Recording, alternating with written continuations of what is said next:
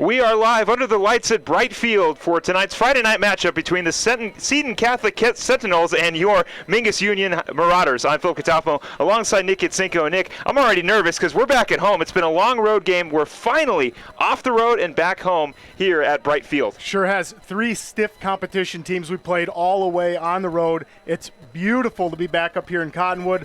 We got the Marauders out warming up in their red jerseys, that glorious red, silver pants. Finally nice to be back at home. Yeah, we are happy to have you along with us on KYBC and Verde Valley TV. Thank you for tuning in. And we are just getting underway here for the pregame show. And soon around the corner, we will have Mingus home football here. We're going to step away. And when we come back, we're going to talk with Mingus Union Athletic Director Yancey DeVore. Don't go anywhere. Right here on KYBC and Verde Valley TV. We'll be right back.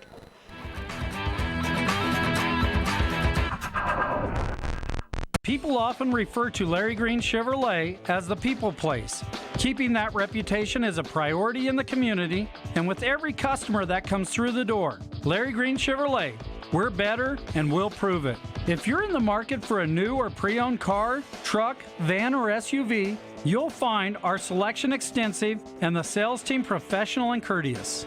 Visit Larry Green Chevrolet just off Highway 260 next to Walmart or LarryGreenChevrolet.com.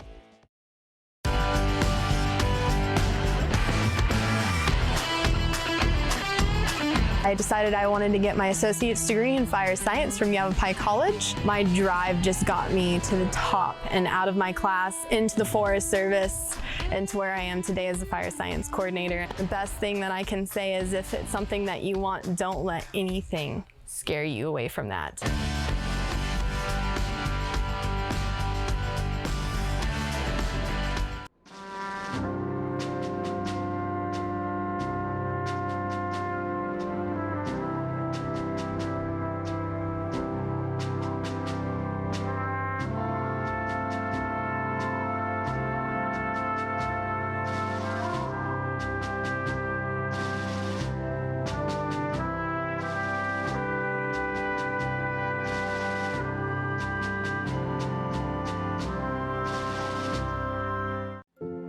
To a child battling a critical illness, a wish can feel like a dream. But it's so much more. Wishes are an important part of medical treatment. A chance for kids to see themselves differently.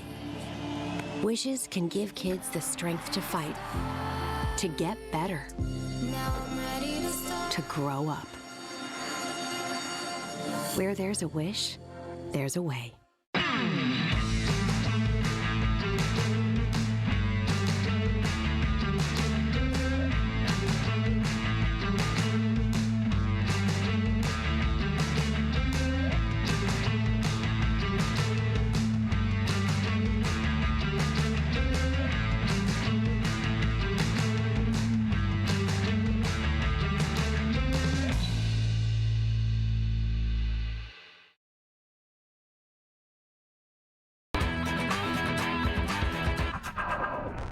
Welcome back inside the broadcast booth on KYBC and Verde Valley TV. Phil Catafo alongside Nick Itzinko, and we are joined in the broadcast booth by Mingus Union Athletic Director Yancey DeVore. And Yancey, how you doing? I'm doing great. Excited to get our football season started at home here, and hopefully we have a lot of success tonight. So well, it's good to be here. It seems like you've already answered my first question because it was going to be, how's it feel? We had a long road game. First 3 games are on the road this season, and now we're finally back home and under the lights at Bright. And those 3 road games have been brutal. Not only the travel and the heat and all that other stuff, with the exception of Sholo, but man, it's really taxing on a team when we step in and we start going down to those places in the heat down there, and our guys aren't used to it, and it does create for a really tough atmosphere for our guys. But it's glad to be home.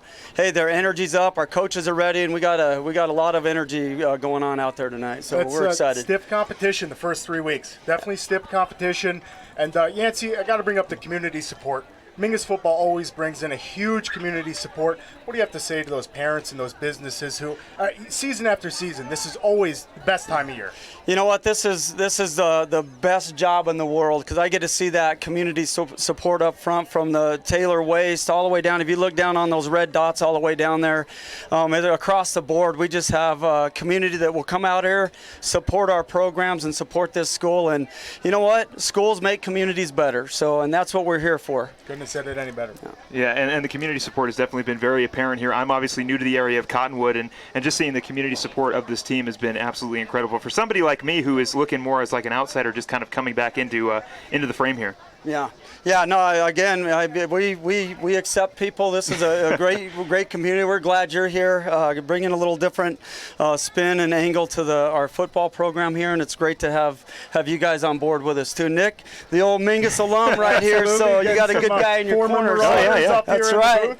Yep, I coached this guy right here. So a long time ago. Carson Sandoval before that's right. myself Yeah. up here. So we've had the Marauders in and out of the booth here. That's right. So some Mingus legends. Yes, anyway, absolutely. But, Yancey, of course, football is obviously going on right now, but we've also got a lot of other sports going on and a lot of non-sports things. So give us kind of the scoop on what's going on around Mingus that's not football. Oh yeah, man, we got a great admin team. They're very supportive of our programs.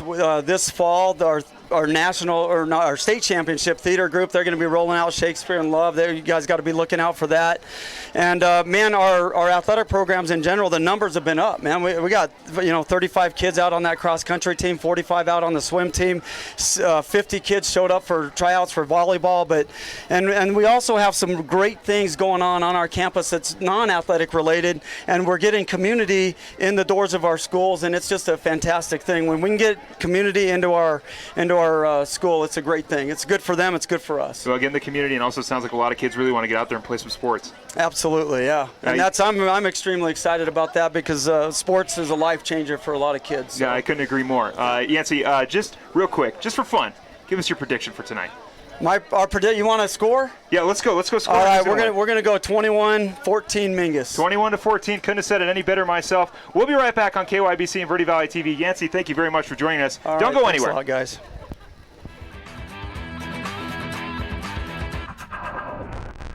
Starting in the late 1920s, Grandpa Gettle and his brothers laid the groundwork for what would become a family legacy. Almost 100 years and 100 patents later, Gettle's High Desert Mechanical continues to raise the bar of quality heating, cooling, and plumbing products and services in the Verde Valley. Call Gettle's High Desert Mechanical Heating, Air Conditioning, and Plumbing at 567-2200 or online at GettlesHDM.com, providing solutions for your comfort. Don't settle, get Gettles, and go Marauders. Since 1925, Tiffany Construction has worked with developers and local and federal government to build, expand, and improve infrastructure, roads, drainage systems, and subdivisions. From concept to completion, the Tiffany Construction team provides a full complement of construction services and state-of-the-art delivery methods customized to fit your needs and budget. They're Arizona's longest tenured family-owned and operated civil contractor and proudly serving the Verde Valley since 1991. Tiffany Construction, knowledge and experience to bring your project to reality. You're going to love the new interactive website from Roxu Screen Printers. Now you can create your custom t-shirt design online. Simply choose a t-shirt or hat style, easily upload your logo, or create the perfect design. Workwear, tees, uniforms, polos, and caps, and let's not forget those special occasion tees, all designed online by you. Go to ROKZOO.com,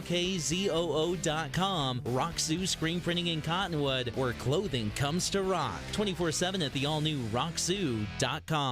I'm Chris. And I'm Tandy, owners of Taylor Waste. We're the last local garbage company homegrown in the Verde Valley. And we want to be your first choice for residential and small business garbage service. Get a free month service when you make the switch to Taylor Waste. And enjoy monthly service as low as $14 per month. Visit TaylorWaste.com for more information. Or to start service, call Taylor Waste at 649-2662. Taylor Waste, service tailored to your needs.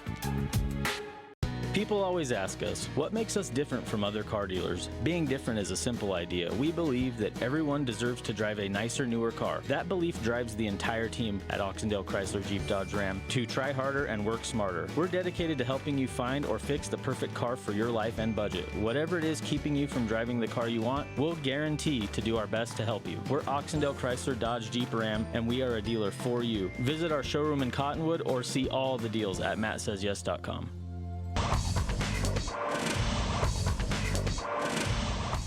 Welcome back inside the broadcast booth here on KYBC and Verde Valley TV. I'm Philip Katafmo, alongside Nick Kitsinko. And Nick, like we mentioned at the beginning of this pregame show, we're back at home. It's been a very, very long road game for the Marauders. 3 straight losses to some very tough competition. Seriously, Mingus is finally looking for a win here, and there's no better place than at home. Seton Catholic comes off a tough loss last week against Xavier Prep, which is a California school. It's right in my neck of the woods in Palm Desert, California. I grew up about 20 miles south in Indio, California, but I have played against Xavier Prep, not on the football field, but in baseball and basketball, so very, very familiar with the Xavier Prep. I think they're the oh, man, I could spend all night. Saints. There we go. The Xavier Prep Saints. I figured it out. And so these guys are also Seton Catholics coming off a loss. Right. So these guys are going to be hungry for a win. They won their first game, lost the second one. Mingus still hasn't won one. So it's going to be interesting because both teams are looking for a win here, a bounce back. But Mingus just trying to get on the board, and there's no place better than the Cave. So hopefully these guys really bring their game. Yancey DeVore was up here, says the coaches are pumped. That's awesome. And when we were down on the sidelines mingling with them a little bit, they were fired up. They seem like they're ready to get a win. The kids are just tired of letting these points go on the board, and they want to win. Well, and talking about points going on the board, 44-0 in a loss against the Mesquite last week in Gilbert, Arizona. Very, very tough game. But, like we know, this is going to be a learning season for the Marauders. This is Coach Ortiz's second season as the head coach of the Mingus Marauders, and we knew it was going to be a little bit of a tougher season, a younger quarterback, a younger core of players, but these are the kind of games you want. You want those 44-0 blowouts, so you kind of know how they feel going forward.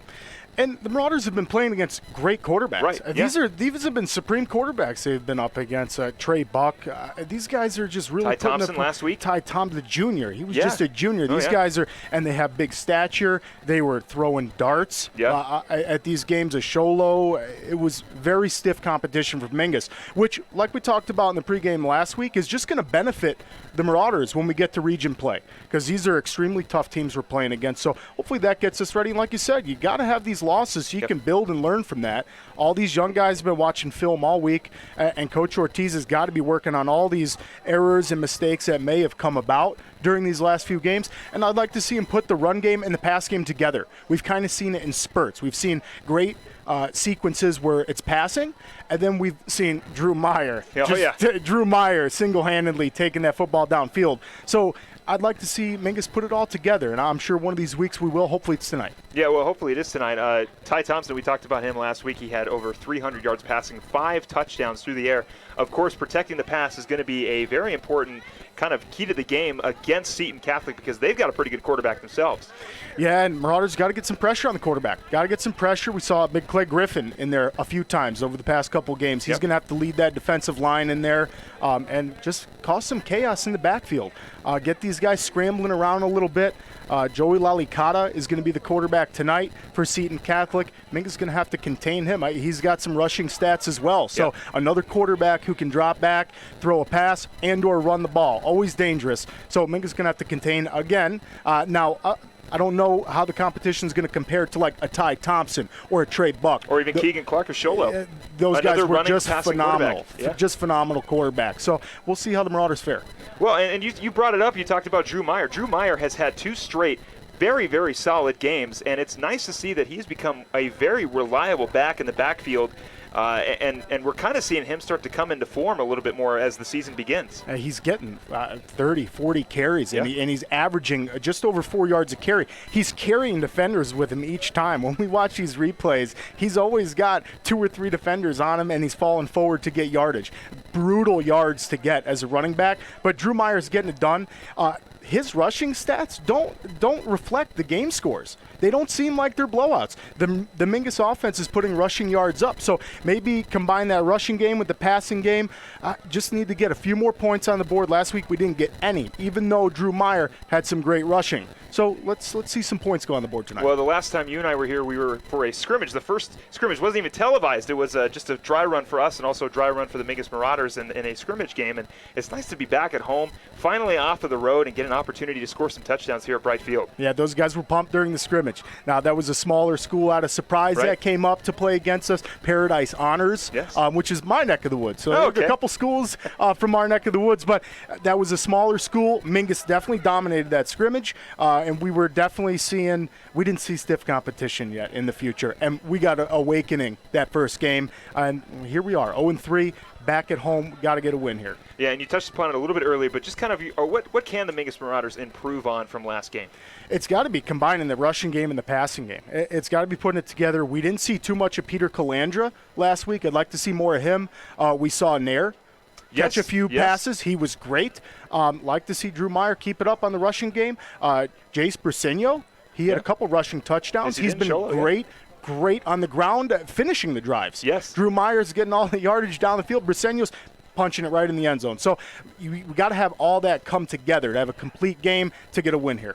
Well, I definitely can't agree more. I mean, I definitely like to see the pass game going a little bit more. I'd like to see kind of Zachary Harrison change his game a little bit more. We know that he can definitely scramble when he needs to, but it's mostly been handing it off to Drew Meyer. And as reliable as Drew is, if he can go back, utilizing the run at the beginning of the plays and then also kind of go back to his passing, we know he's got some reliable receivers. Peter Calandra, we talked about Nair, we talked about we talked about Jimenez. Jimenez.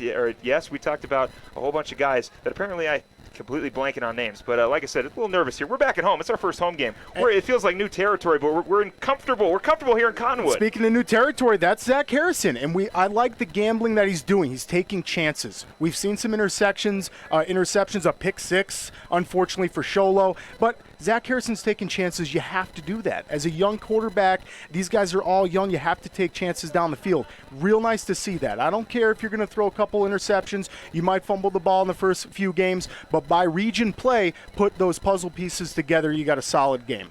Well, we're getting close to see if the Marauders have learned what they've remembered from the road game losses, and they're trying to bounce back here at home. We're getting excited, we're getting pumped, and we're getting ready to go. You're watching Marauder Football pregame show right here on KYBC and Verde Valley TV. Don't go anywhere.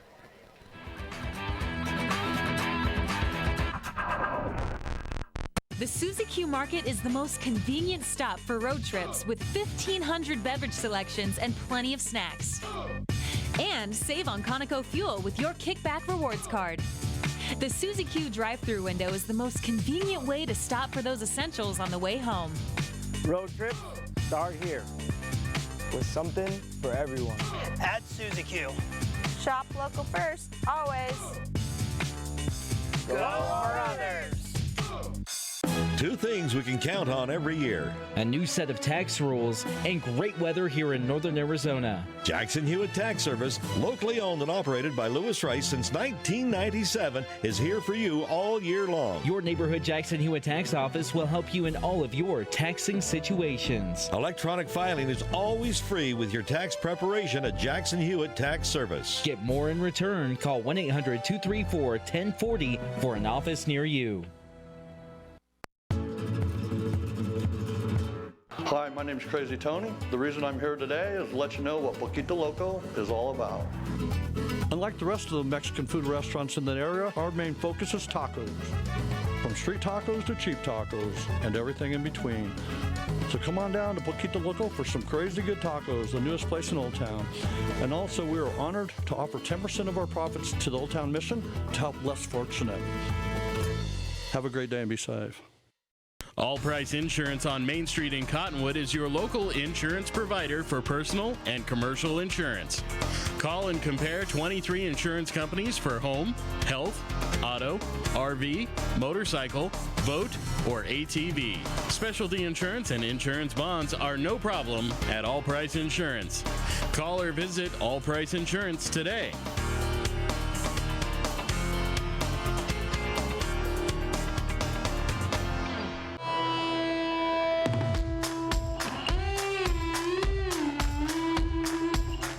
What was really intriguing about this opportunity was the fact that they have a hands-on viticulture vineyard and actually a working winery. And so instead of taking something online, I actually get to immerse myself into the program and learn firsthand how to do the mechanics of running a vineyard and working in a winery.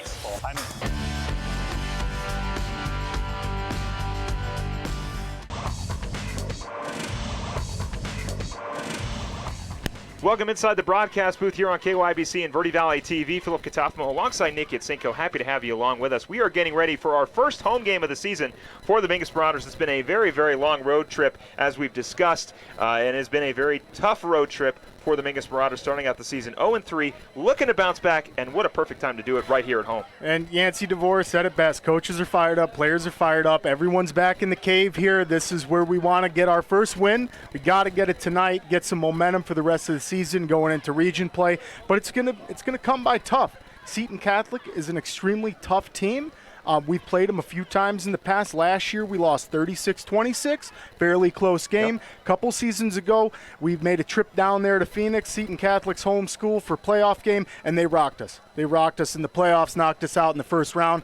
So we still got a chip on our shoulder with Still these guys. For some revenge, yeah, I'd like to see some redemption from the Marauders here in the Cave. And it was a 17-14 loss for the Seton Catholic Sentinels against the Xavier Prep Saints of Palm Desert, California. Once again, my neck of the woods back in California. But the game before, of course, they did find a victory. The Sentinels are 1-1 on the season, and they've got a pretty good quarterback in Joey Lalicata. Yeah, we're going to see how well the Marauders can contain him tonight. Passing the ball, rushing. He's going to be doing both. We've seen him on the stats for rushing too. So he's right behind their running back. It's going to be interesting tonight. These guys always put together a pretty good squad being down in Phoenix. So we talked about the stiff competition in the schedule. Yep. They're always putting together a good squad. So it's going to be interesting. And Mikey Castro, the sophomore, as you were talking about, the running back for Seton Sentinels, he had 123 yards on the ground and 1 touchdown. Definitely going to have to be somebody to keep an eye on for this game. Yeah, dangerous. Going to have linebackers all over him, the defensive line. Clay Griffin leading that pack up there for sure. So going to have these guys get some pressure in the backfield, make these guys scramble a little bit. We saw the Marauders force a fumble, a strip. We saw that a couple games. So we need to cause some more turnovers. Like to see maybe an interception. Coach Giamani, I'm sure, is all over these guys out there. Casada is working with the wide receivers, Nair and Calandra. Let's see some more clutch Calandra. We saw a couple 2-point conversion catches against Sholo. A one-handed grab that bounced off a Nair, and Calandra happened to be in the right place at the right time, picks it up and goes 35 yards downfield. That's what you like to see. We want to see a lot more of that. Yeah, and we're hoping, like we mentioned early on, we were talking about improvements that we can make, and we both kind of agree we'd like to see Zachary Harrison throw the ball a little bit more. We know that he can scramble if he needs to. We know that he can go back to old reliable and Drew Meyer, or as one of our coaches said, they called him AM. I'm going to call him AM12 because he's open all night. Yeah, it's like a train. Exactly. Some kind of a train name there for Drew Meyer. He's just being a beast. And I agree with you. I'd like to see Harrison drop back, make some more passes. I love the chances he takes. Yeah. Even though he's had a couple interceptions, I just love the chances. As a young guy, you have to be doing that. That's the only way you're going to get better. And he's just a sophomore. He's got a couple seasons with the Marauders. Coach Ortiz is going to be working with him closely. And he showed some serious athleticism. We finally started to see him run up the field last week, and we saw some extremely mature moves. He slid. We saw the slide a couple times. You don't typically see that with the high school quarterbacks. Nope. They're trying to make everything possible, trying to hit somebody hard. No, Harrison's making the safe play, taking a slide, running out of bounds. We saw him throw the ball out or either run out of bounds. Extremely smart play by Harrison, so it's going to be fun to watch him develop. Well, just like we mentioned early on, the last time you and I were here was for a scrimmage that was not even televised. Again, it was a dry run for both sides, us and them. And we saw a lot of poise and a lot of control from Zachary Harrison in the passing game and as a runner, and that's the kind of maturity that we like to see from Zach. We know even as a sophomore, he is a very poised quarterback. When he's got time to throw, the kid can scramble. He's already making decisions that upperclassmen are making with that slide. I mean, that's what you really like to see from young quarterback, those intangibles, and get you excited about going towards into the future. The ball safety, a couple times it's been a real low snap. And he'll get Andrew Meyer, and Jonathan Sanchez next season. Yeah, both of them back. That's right. A couple weapons coming back always makes a huge difference. Ball safety has been just extremely impressive to watch by Harrison. A couple snaps gone low, just drops right on the ball. That's what you have to do. And he's, just like you said, he's making those mature plays. So going to be exciting to see him develop. Yeah, and we are getting very, very close to kickoff here. The Seton Sentinels are starting to make their way on the field, and we are just moments away from the coin toss and getting ready here for kickoff. We're going to stick around here. Nick, give me your keys to the game and how the Marauders can finally get onto the win column and bounce back here at home. Yeah, keys to the game is going to be keeping Drew Meyer and this offense churning like the train they have been. So these guys are just going to be rushing the ball. Let's see some hardcore rushing. I'd like to see Drew Meyer keep this up. We've seen the last couple games. The rushing game has been phenomenal. So let's keep that up. That's a positive. Brasino's finished off a few drives. So we got to keep that momentum going. Like to see the passing come together, but that's still a work in progress. Harrison's got to build some chemistry with Calandra, with Nair. These guys guys are all just young guys. Jimenez getting a feel for each other out there playing the game. And it's been stiff competition that they're playing. So real tough to build chemistry when you're going against playoff teams. These are all playoff contending teams. So it's going to be a tough go, but I like the Marauders' chances tonight. Yeah, and you kind of like that load up the beginning of the schedule with tough teams you don't get to see unless you make the playoffs. Gives them a different kind of feel, and you can see the Marauders underneath the helmets getting ready to charge out on the field for their first home game of the 2019 season. And Nick, I'm starting to feel that anxiety. I'm starting to get excited and ready to go. Nothing better than being at home. The Marauders were up in the weight room just a little bit ago. I can tell you from experience, they were up there getting pumped up, Philip. These guys are ready to go. They're standing there in the helmet. As you can see, they're going to start to rock back and forth. These guys are going to start hooting and hollering, come out here, and let's get a W. That's what these guys all want. That's what they're all screaming about. Let's get a win and finally break that losing streak. And they are just about ready to charge onto the field. The Marauders getting fired up, shaking the helmet. Like you said, Nick, we saw them in the pregame with their stretches, doing a lot of chanting, getting hyped up and getting excited. And you can start to hear this crowd are starting to get fired up. It is our first game at home of the 2019 season. And Nick, you can almost feel it, that the Marauders are hungry for a win. I'm sure a lot of Coach Ortiz talks like he had with Mark Kinsley on the sidelines last week. Maybe get in the face of these guys, and here they come. They're grabbing the flags, running out there. Let's go, Marauders. The cannon has been fired. The Marauders are storming onto the field, getting ready for their first home game this season, led by Clay Griffin holding the American flag. And I am excited for some Marauders home football, Nick. I've been waiting to finally get a regular season game here at Bright Field, and my wish has finally come true. Very intense atmosphere, which I love. Seton Catholic is across the field watching the Marauders sprint down with the flags. These guys are fired up. It's going to be a good game. And we are getting ever so closely to the coin toss, and I'll throw in my pre-game keys to the game here. I can't agree with you anymore that getting the passing game going with Peter Calandra, with Nair, with Falcha, with, all the other receivers they've got on this team, and getting Drew Meyer going early. You got to get Drew Meyer going early. He needs to find the end zone this game. Yeah, and compliment Drew Meyer with Briseño.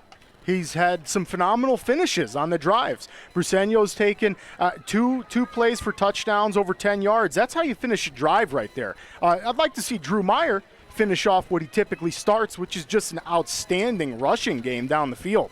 But yeah, let's see Harrison get comfortable in the backfield, make a few throws. Let's see him gamble a little bit more. Who cares if you throw another interception? Defense is going to get your back, get the offense back out there, and that's what it's all about. You can see the captains on the field, big Clay Griffin. These guys are ready to go. Yeah, Clay Griffin, Ryan Griffin. You've got Andrew Nair out there, and then you've got Trevor Hoke. All the captains out there getting ready to receive. We'll see if we'll be receiving or kicking in this first game at home, and looks like Meg is going to defer here. Yeah, it seems like they are going to be possibly there. It looks like they're going to be receiving. Yeah, Clay's giving the ref the good old direction they want to kick. And we are so close, Nick, getting very, very close to kickoff time here at Bright Field. The Marauders will be going from right to left on your radio dial. They will be kicking, and the Sentinels will be receiving, so the Marauders will get the ball at halftime. And Nick, I keep expressing my excitement, and I'm going to keep expressing it because finally we've got a home game. We finally get off the road. You can see these guys running back in, fired up. Yeah, we're in the cave. Yes. It is our house, our home. Let's do this here. Seton Catholic, welcome. But let's go Mingus. Let's get on the W column here. Of course. The Mingus Marauders looking to bounce back. Like we mentioned at the pregame, if you're just joining us, they went on the road and had 3 straight losses to Combs, Sholo, and Mesquite last week. And, you can see them getting fired up in the circle there. Clay Griffin getting his team ready to go, and they are hungry for a victory. We are going to take a small step away for the national anthem, and we are going to stay right here. And when we come back, we'll have kickoff. Just keep it right here on KYBC and Verde Valley TV.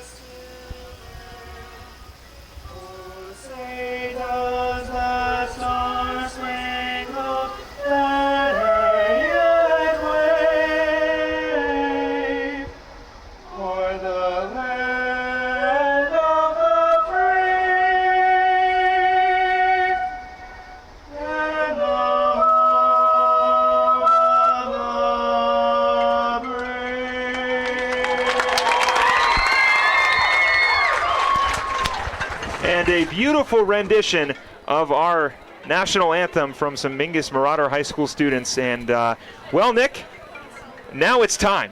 It is home time. It is victory time for the Mingus Marauders as they try to get their first victory of the 2019 season at home in front of these fans at Bright Field. Yeah, we're about as fired up as these guys are. Yeah, we're fired up here, ready for the Marauders to kick off. And, yeah, stiff competition the first few games, and here we go, Mingus, at the Cave, ready to build on this season and get in the win column. And they will be definitely doing that. Keyshawn Upchurch back there to receive the kick around the 5-yard line. Rennick lining up to send it down the field as we get ready for our first home game here at Bright Field as the Marauders take on the Seton Sentinels. It's going to be a short kick around the 40-yard line. It's going to take a hop, recovered around the 40-yard line, and will be brought down at the 38, and that is how we get things going. Yeah, I like it. Just a little pooch kick. Maybe try to get a bounce going your direction there. But definitely some confidence in the defense. When you kick it that short, you got to have confidence your defense is going to stop him. Mingus is ready for it. I think Coach Ortiz has got something that maybe we don't know, because that little botch kick is definitely a different tactic, something we have definitely never seen from the Marauders, at least this season. Yeah, I like it. Change it up. It hasn't been working. Let's try to get the ball back on the kickoff. I like Coach Ortiz's approach to it.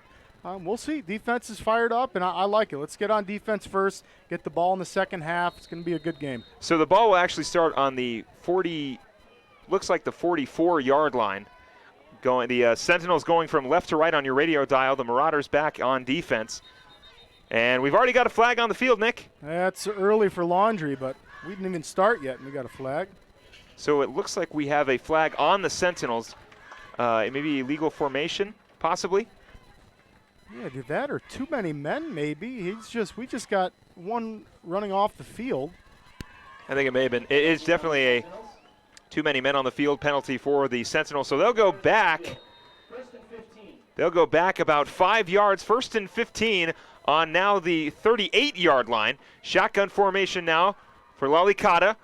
Wide receiver in motion, 3 on the left. Lalikata over the middle, first pass. It is incomplete through the hands of the intended receiver, and a great defensive stop for the Marauders early on. Yeah, great job by Nair there. Nair was all over wide receiver, taking him down. There was no chance that he was going to get that.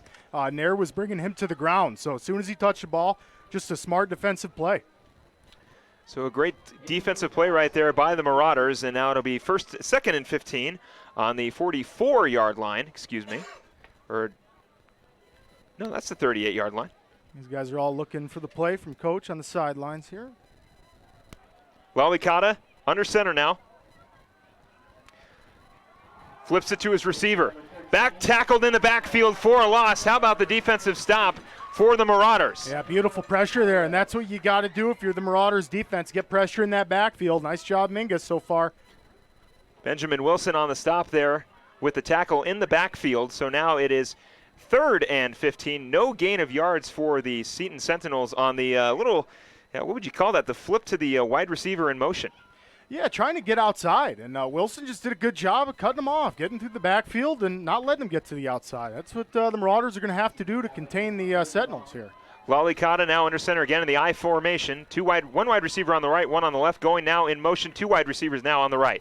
Lalikata dropping back and pass. Pressure coming. It's going to be a short pass completed. That's to Castro. Mikey Castro, the sophomore on the left side. Pass to 50. He's going to get the first down. Stiff arm his way for a few extra. And that's going to be about a 17-yard gain on the short pass to Mikey Castro.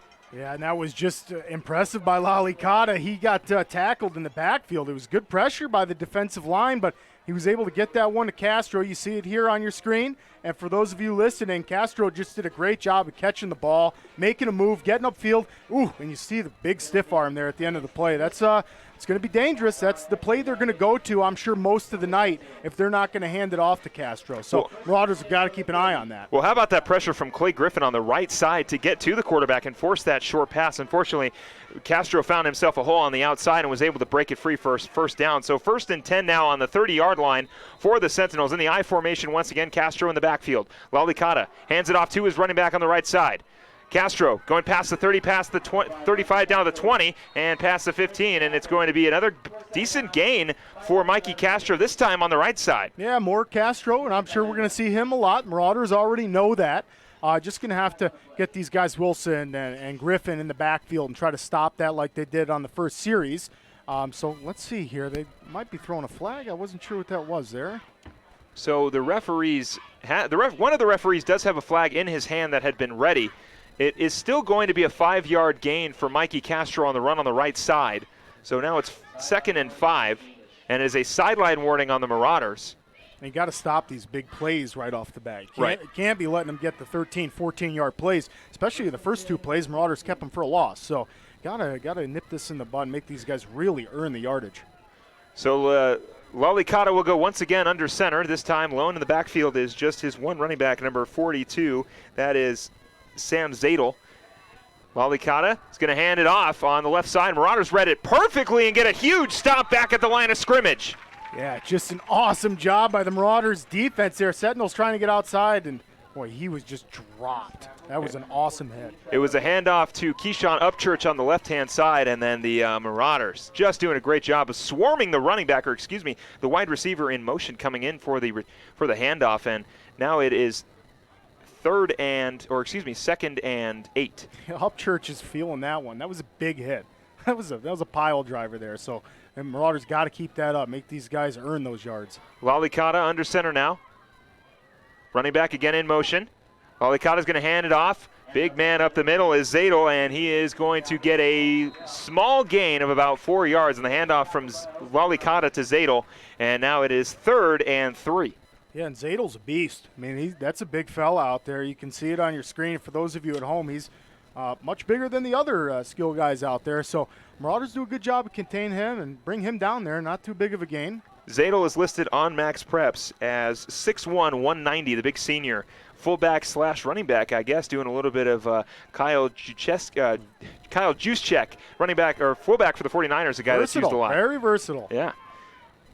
Zadel again, once again, the only lone running back in the backfield. Lalicata's going to pass. Big pressure from Clay Griffin. Bring him down for a huge sack. Yeah, gotta love it. Clay Griffin giving the crowd a big chest bump there as he comes back. Nothing gets you more fired up than a big sack in the cave. That's awesome right there. Clay Griffin, you're going to see the replay here. Ball right through the line. Good awareness. And you see him just twirl him around there and bring him down. That's a huge loss. Big ups to Lalicata, though, trying to stay on his feet while Clay Griffin was throwing him down. But how about that? There's no way he was getting out of that. Right? There was no way. As Clay Griffin with a big bear hug to get a big sack. Now it is 4th and 13. The Sentinels will line up for a field goal to get the scoring going early. It's going to be about an 18-yard field goal. We are waiting for the kick, 25-yard field goal. Kick is up, and it looks like it is good. Yes, it is. So the Sentinels strike early with a field goal, something we usually don't see in high school football. 3-0 is our score. When we come back, the Marauders will take over on offense and try to respond. You're watching Marauders football right here on KYBC and Verde Valley TV. Don't go anywhere.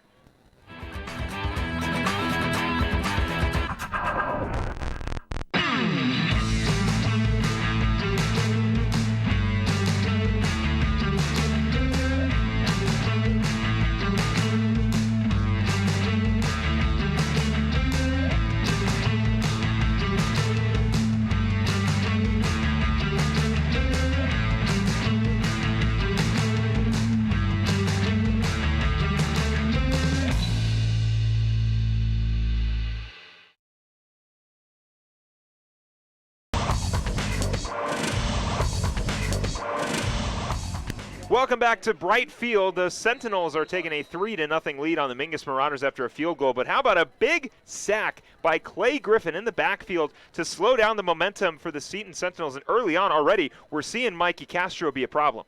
One of the keys to the game was that defensive line breaking through the offensive line and putting some pressure on. So good job, Mingus. These guys are going to have to keep that up all night.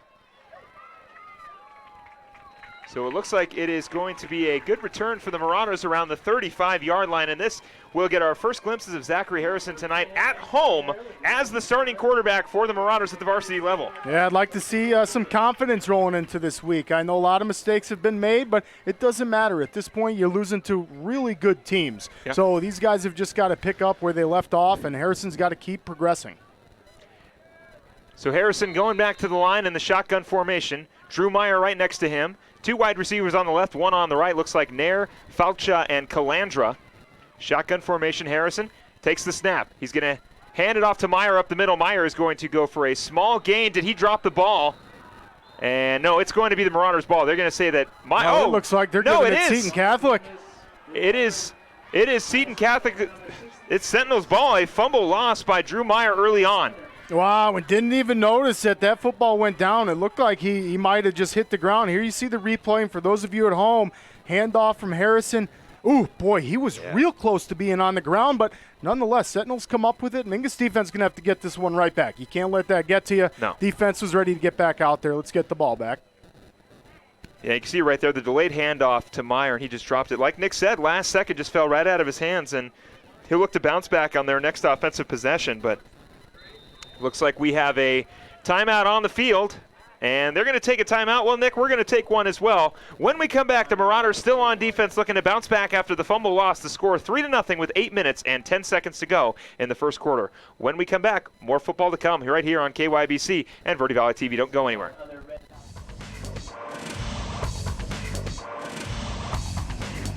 Two things we can count on every year. A new set of tax rules and great weather here in northern Arizona. Jackson Hewitt Tax Service, locally owned and operated by Lewis Rice since 1997, is here for you all year long. Your neighborhood Jackson Hewitt Tax Office will help you in all of your taxing situations. Electronic filing is always free with your tax preparation at Jackson Hewitt Tax Service. Get more in return. Call 1-800-234-1040 for an office near you.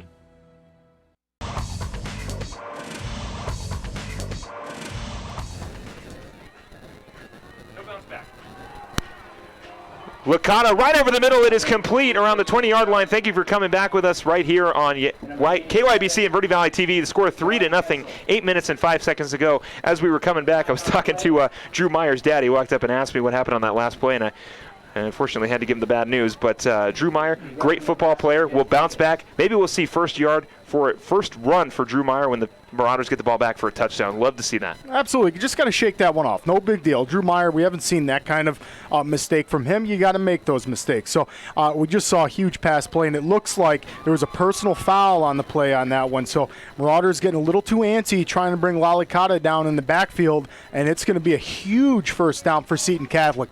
And boy, these guys, that ball's lined up just outside the 7 or 8 yard line there. It's going to be good field position for Seton Catholic. They got the sticks laying down on the ground, so Mingus is going to have to keep these guys to a field goal again, or even better, get a turnover here. That last pass completed to Mikey Williamson around the 20-yard line, and of course, because of the 15-yard penalty, now goes to the 10-yard line. We've got a penalty on the field, false start on the Seton Catholic Sentinels, and now a little momentum for the Marauders defense after that personal foul, pushing the Sentinels back on that false start. Yeah, we'll absolutely take that. I mean, we need to rebuttal with the penalties there. Mingus, that was a big penalty, roughing the passer in the backfield. You got to kind of take your foot off the gas pedal there, not get so antsy. I know you're at home. Everyone's fired up right now, beginning of the game, but got to take a step back and play smart. 7 minutes, 40 seconds to go here in the first quarter. Lalicata in the shotgun formation, takes the snap. Looking right, he's going to hand it last second to Castro. Tackled in the backfield for a loss. The ball is loose, but it is recovered by the Sentinels around the 27-yard line. Back. I mean, Seton Catholic drops the ball. That's what we're talking about. Mingus has got to hold these guys, and that's how you do it right there. You can see it on your screen. Ooh, boy. And another one, just like Drew Meyer, that looked like he was close to being down by contact, but it wasn't. Nonetheless, that ball pops out, and Mingus gains another 10 or 15 yards out of it. So good deal for Mingus. That ball recovered on the 22-yard line, not the 27. Shotgun formation for Lalicata. Man in motion. 2 wide receivers on the right. Now make it 3, 1 on the left. Lalicata looking over the middle, looking over the top for his man. He is caught and out of the hands. Great defensive stop by number 10, and that is Andrew Nair. Man, we talked about all pregame long. A great defensive stop on that pass intended for the Seton Sentinels. A look into the end zone for number 87. That is the other big fella, Josh Hansel, the 6'6" senior. Yeah, that's a huge target to go for. Nair did just a beautiful job. You can see the replay there. Look at Nair get up there, get his hands right in the face. He wasn't going to let Hansel grab that ball. That's just a beautiful defensive play right there. So great job. That's what we need the defense to do, especially after a few mistakes. Just make some super great plays after that. Carry on. Well, we know how much of a threat Andrew Nair is offensively, but showing it here defensively. Lalicata, the only man in the backfield for the Sentinels, looking to pass. Clay Griffin with the pressure. Short pass again to Castro is complete. Past the 35, now past the 20. Castro cutting back past the 10, fights his way all the way in for a touchdown, and the Sentinels add on to their lead on that short pass from Lalicata to Castro for a touchdown. Yeah, just a screenplay there. I mean, it was beautifully set up by the Sentinels. You see the replay, and for those of you at home, Castro had nobody in front of him. All he had to do was make one or two cuts, and he was in the end zone. That's a big 25, almost 30-yard play there from the Sentinels, and it was just well executed. Marauders have got to maybe keep some linemen back on that. I'm sure they've seen that in film before, just weren't ready for it this particular drive. Dominic Constantino will line up for the extra point. The score currently 9-0. Constantino looking to make it 10-0. 6 minutes, 15 seconds to go in the first quarter. Constantino takes the snap. The kick is up, and it is good. 10-0 will go our score. The Sentinels leading by 10 early on with 6 minutes and 15 seconds to go. The Marauders will look to bounce back right here on offense, and when we come back, we've got more Marauders football here to come. The score 10-0 in the first quarter right here on KYBC and Verde Valley TV. Don't go anywhere.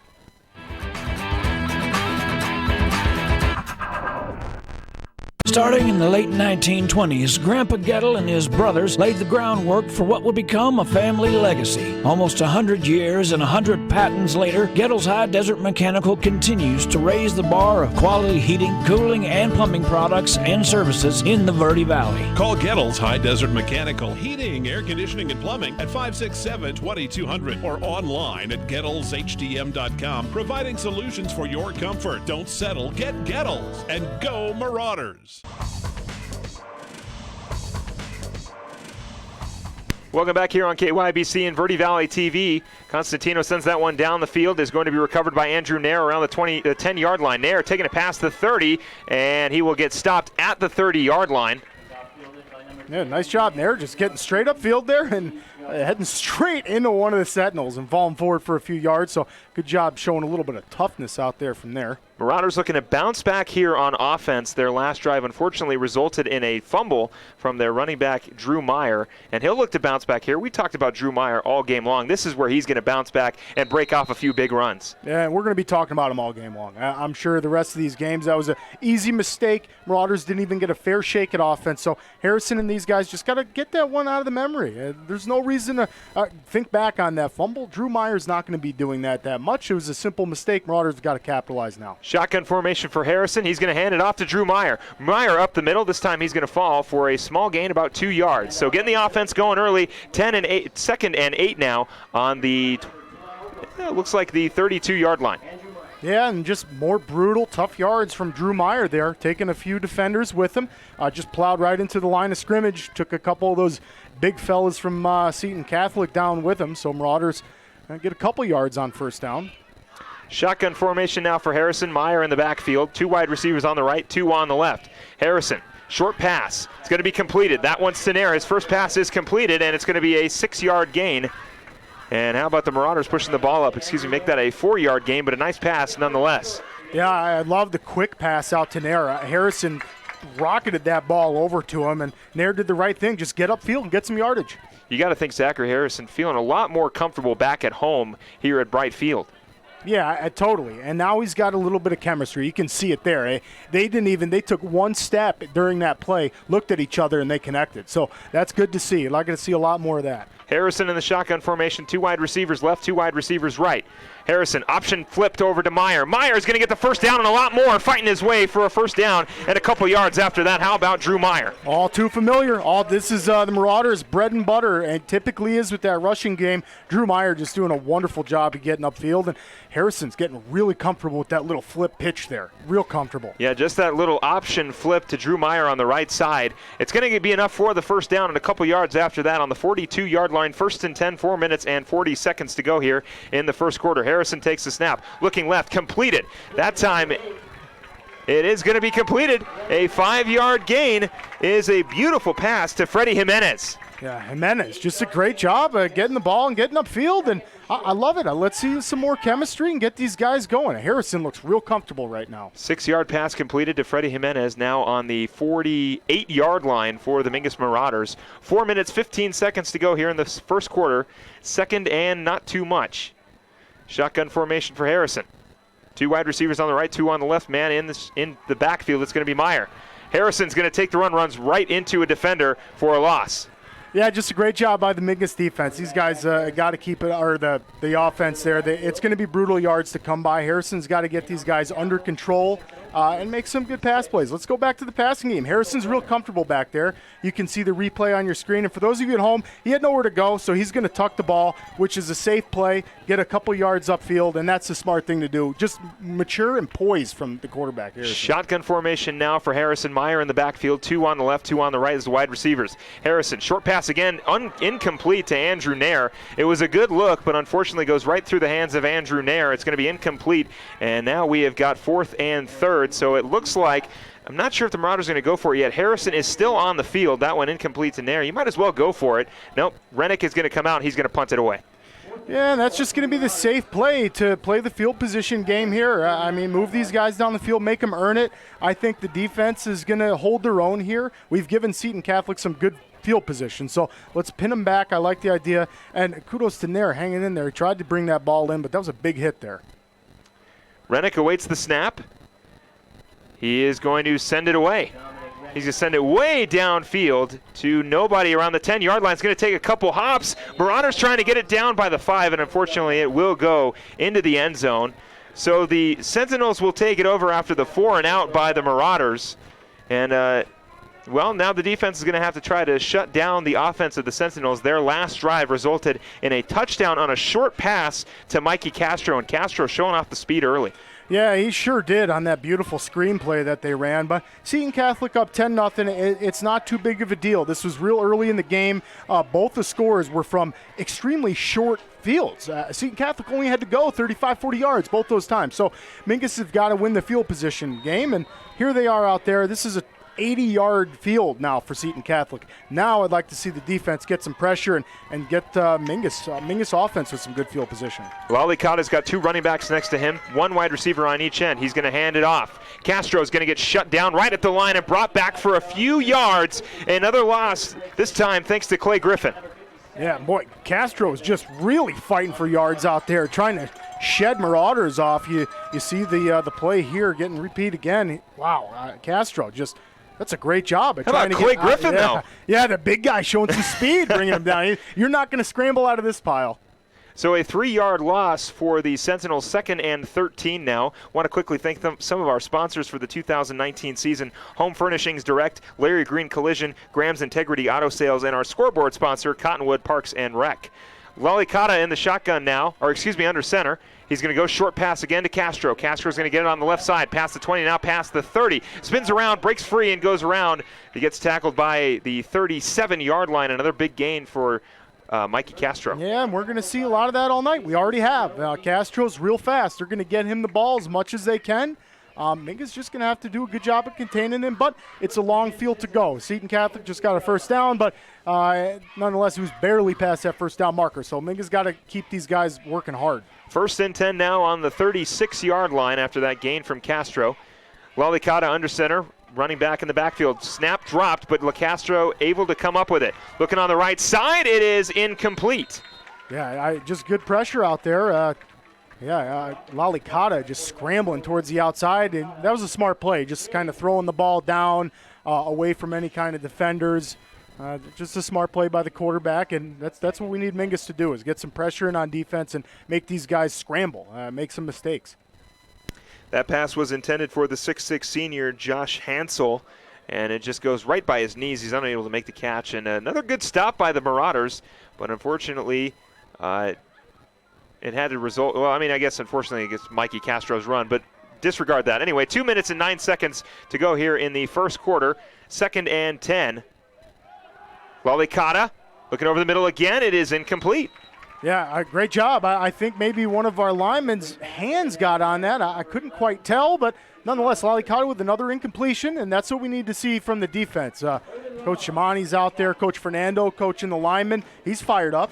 Oh, boy, no, it looks like Lalicata just kind of hooked that ball. He didn't really get that wasn't too great of a throw there. He might have just hooked it. It seems like maybe Upchurch was just going a little bit more right, and it just hit the back shoulder of Lalicata. Hit the back shoulder. Okay, yeah, he may have just located it incorrectly. But anyway, Lalicata now under shotgun.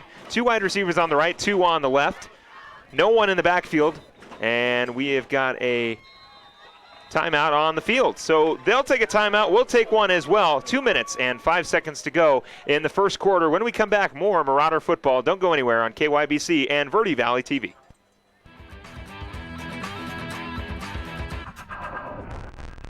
All Price Insurance on Main Street in Cottonwood is your local insurance provider for personal and commercial insurance. Call and compare 23 insurance companies for home, health, auto, RV, motorcycle, boat, or ATV. Specialty insurance and insurance bonds are no problem at All Price Insurance. Call or visit All Price Insurance today.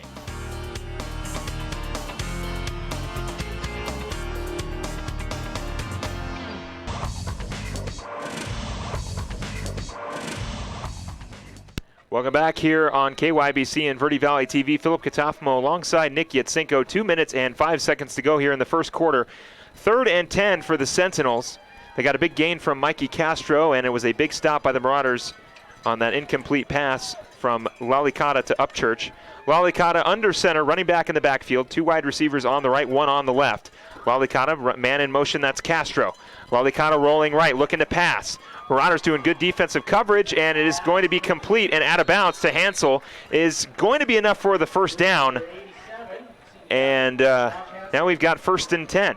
Yeah, just barely enough for the first down, and nothing. Hansel's just great, a great height on Hansel, and he got his hands up. That was just a great throw by Lalicata. It's the only spot that Hansel can get it, which was just above our reach as Marauders defensive back. So Hansel, good job bringing that one in, and yeah, boy, Marauders are going to have to stop this. This is going to be a long drive, and at least Mingus is making these guys earn it right now. Hansel's got to be on the basketball team, right?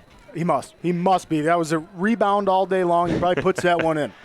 Shotgun, or Hansel, or excuse me, Lalicata under center. I formation now, man in motion. Lalicata takes the snap. Short pass. Hansel's going to complete it on the right side and out of bounds. So a pass, to the left will result in a 8-yard gain for 2nd and short for the Sentinels. We're going to see a lot of that, I'm sure, too. They're going to complement Castro with Hansel for sure out there. Hansel just a huge target. I mean, for those of you watching, you can see the height difference. And for those listening, it's impressive. He's at least a helmet size above the rest of his offense, including his linemen. So that's a tough obstacle to overcome as Marauders. Well, you got to think the average height of a high schooler is, what, 5'9", maybe? Yeah, maybe. And about 5'9". Football player, maybe 6 foot for bigger schools, but nonetheless, he's still got big size. Handoff to Castro. He's got all kinds of room past the 30, now the 20s, run right up the middle of the 10-5, and touchdown. His 2nd score of the night. The first one was receiving. This one, a run right up the gut for a long touchdown. And now 16-0 is our score with 57 seconds to go. And Castro just showing us the speed out there. That's unbelievable. Breaks through a couple of arm tackles from Mingus, and we didn't have anyone who can catch him. Marauders are trying to cut him off, but Castro showing the quick juke there, pivots his cleats in the turf and gets upfield. That's an impressive run by the running back. So the Sentinels will look to make it a 17-0 game. Their kicker, Constantino, back for the kick. It is up, and he will remain perfect. 1 field goal and 2 extra points. 17-0 is our score. 57 seconds to go in the first quarter. The Marauders looking to respond back as they'll take over on offense. When we come back, right here on KYBC and Verde Valley TV, don't go anywhere.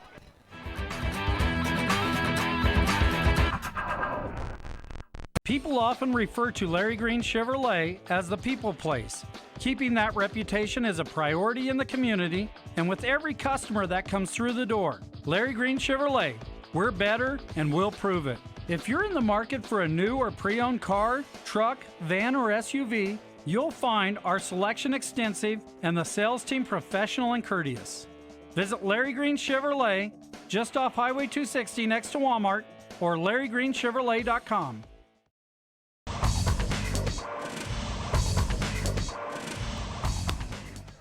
Welcome back to Bright Field here in Cottonwood, Arizona. The score 17-0. The Seton Sentinels have been controlling this game so far. The kick is downfield. It'll be returned. That's Falcha around the 10-yard line. Falcha past the 20, cutting back to the 25, and will get stopped around the 28-yard line. And Falcha just kind of fell to a knee there. If he keeps his footing, he might have made a nice juke up inside and gone the distance. But nonetheless, Marauders going to have a big field to go. Seton Catholic really putting the pressure on early by getting all these scores. 17-0, Seton Catholic.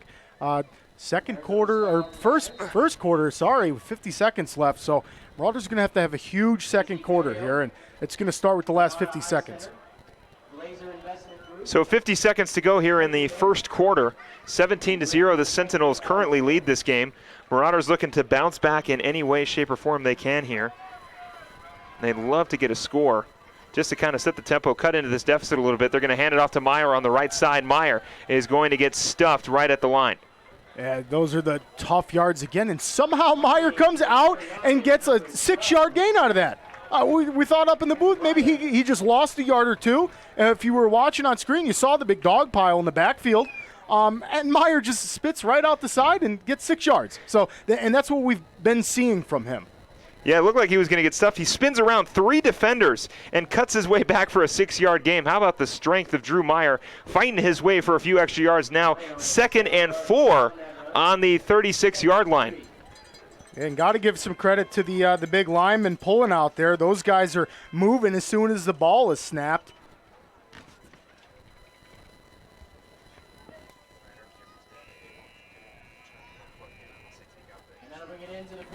So the first quarter will end, and we have a 17-0 ball game going into the second quarter. Don't go anywhere. We've still got a whole lot of football left to be played right here on KYBC and Verde Valley TV. Don't go anywhere.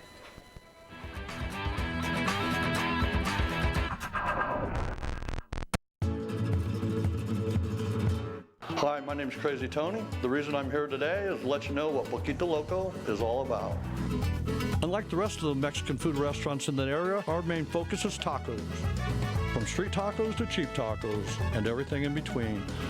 So come on down to Poquito Loco for some crazy good tacos, the newest place in Old Town. And also we are honored to offer 10% of our profits to the Old Town Mission to help less fortunate. Have a great day and be safe. I'm Chris. And I'm Tandy, owners of Taylor Waste. We're the last local garbage company homegrown in the Verde Valley. And we want to be your first choice for residential and small business garbage service. Get a free month service when you make the switch to Taylor Waste. And enjoy monthly service as low as $14 per month. Visit TaylorWaste.com for more information. Or to start service, call Taylor Waste at 649-2662. Taylor Waste, service tailored to your needs.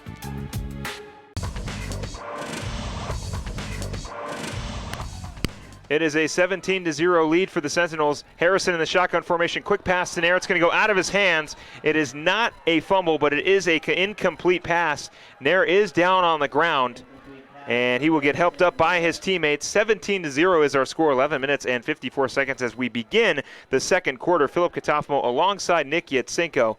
And Nick, it's been a little bit of a slow start, but we've still got a whole lot of football to be played. Sure has, and Seton Catholic's had some real good field position. The last drive was an impressive finish by Castro, a big 45-yard run by him. But Seton Catholic's had some good field position. Mingus has just got to get comfortable and get some chemistry on offense here. Harrison flips it to Meyer on the left side. Meyer is going to get stopped just short of the first down. Yeah, and just more brutal yards. We revolt back to that flip little pitch there from Harrison, which has been bread and butter, but not going to get us the first down this time. It's going to bring up fourth. 11 minutes, 30 seconds to go here in the second quarter. It is going to be 4th and 3rd. Rennick will come out to punt it away. And just got to win the field possession here and not let these guys get another score. Marauder defense, I'm sure Coach Fernando is with the defensive line. Coach J.R. Rout on the sidelines, Coach Jamani. These guys are all getting the defense prepared for the next outing. They got to come up with a stop here. Rennick will take the snap, looking to punt it downfield. He'll punt from the 25-yard line, sends it downfield around the 30.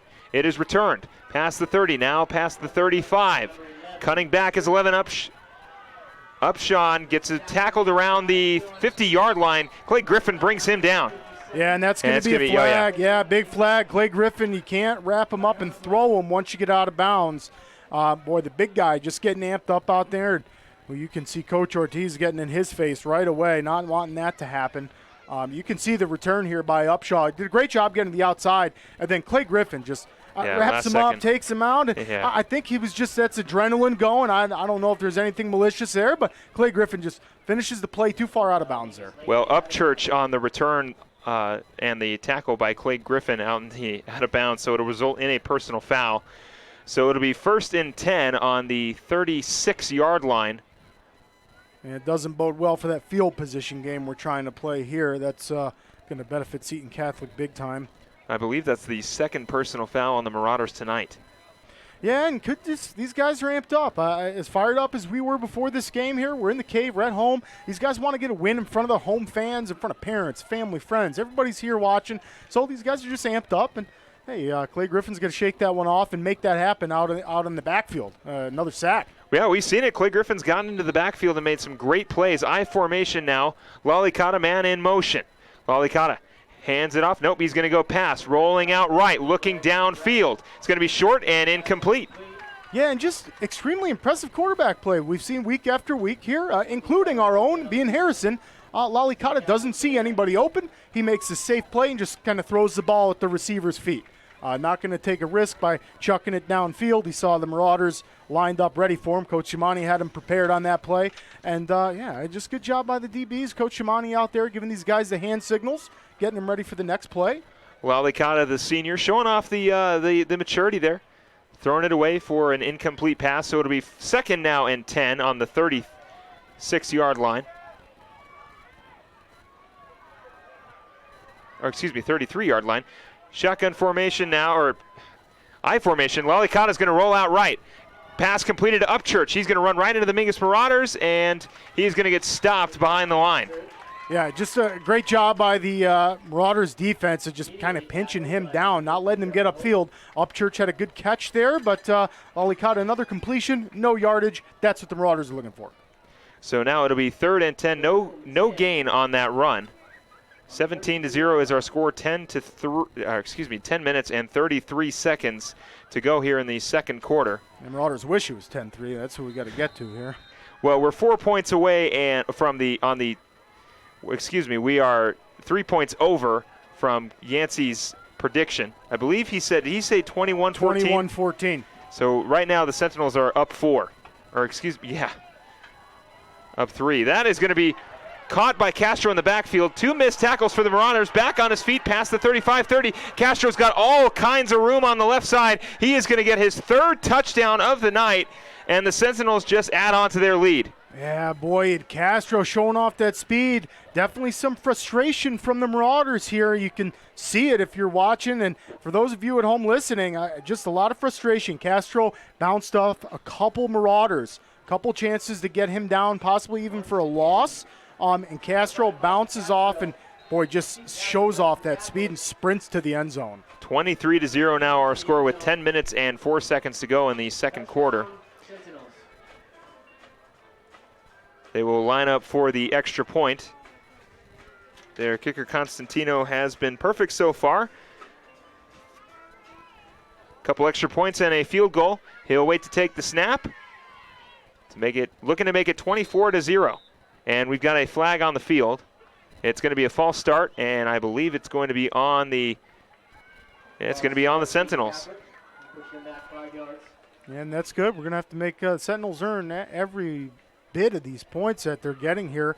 Marauders defense just came up short, bringing Castro down, and you got to give all the credit to Castro. What a phenomenal running back we've seen. We're going to be talking about him at our halftime show and on the postgame for sure. Castro's really been showing off that speed.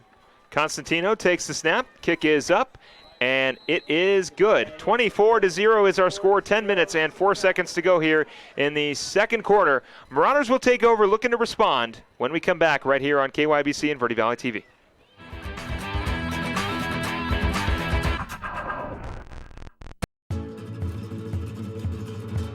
Hi, my name's Crazy Tony. The reason I'm here today is to let you know what Poquito Loco is all about. Unlike the rest of the Mexican food restaurants in that area, our main focus is tacos. from street tacos to cheap tacos and everything in between. So come on down to Poquito Loco for some crazy good tacos, the newest place in Old Town. And also, we are honored to offer 10% of our profits to the Old Town Mission to help less fortunate. Have a great day and be safe.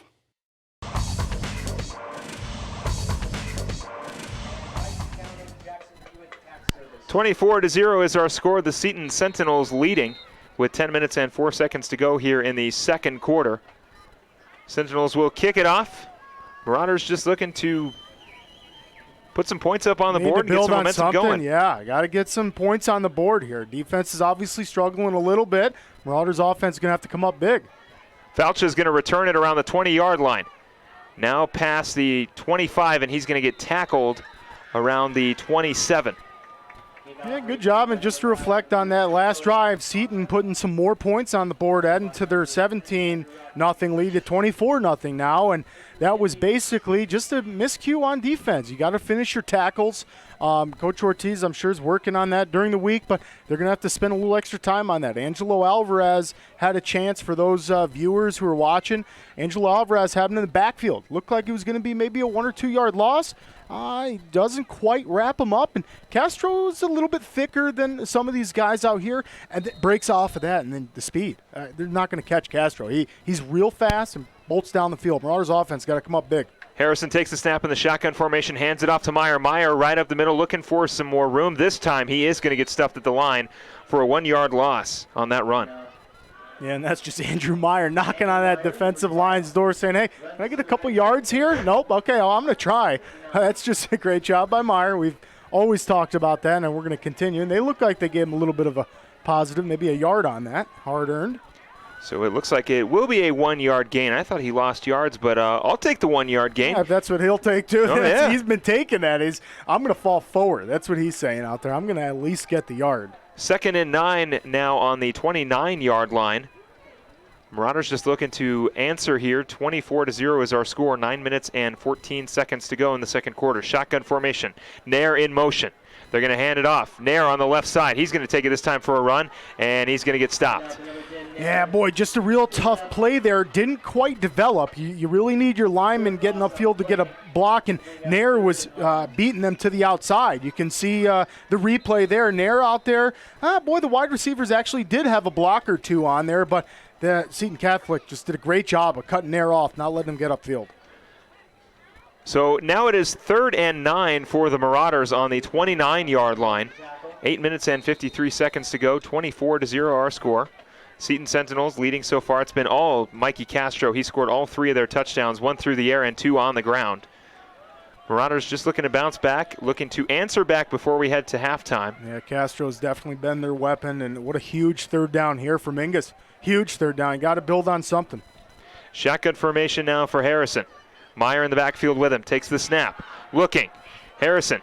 It's going to be completed to Calandra. Calandra fighting his way for a few extra yards. Looking for that first down. He is going to get it. And a little bit after that, how about Peter Calandra on the catch on the right side? Gotta love it. Peter Calandra's got the crowd fired up now, and the sidelines back in it. We've called him Clutch Calandra before. I'm going to go right back to that. That's a huge third down play. What a great job by Peter to bring that ball in, shed these tacklers. You can see it on your replay. And for those of you listening, Peter just did a great job of taking these defenders with him. He wasn't going to go down until he got that first down. So it'll be a first down now for the Marauders on the 40-yard line. 1st and 10, 8 minutes to go here in the second quarter. Harrison gets the call from coach. 2 wide receivers on the left, 2 on the right. Meyer in the backfield. Calandra on that reception on that last pass. Looking to continue this drive. Harrison. Still waiting to get the snap. Gets a man in motion. That's Falcha. He's not going to hand it off. This time he's going to go right back through the air. It's caught. That time it's Andrew Nair. Nair around the 30-yard line, or excuse me, the 41-yard line, or 40.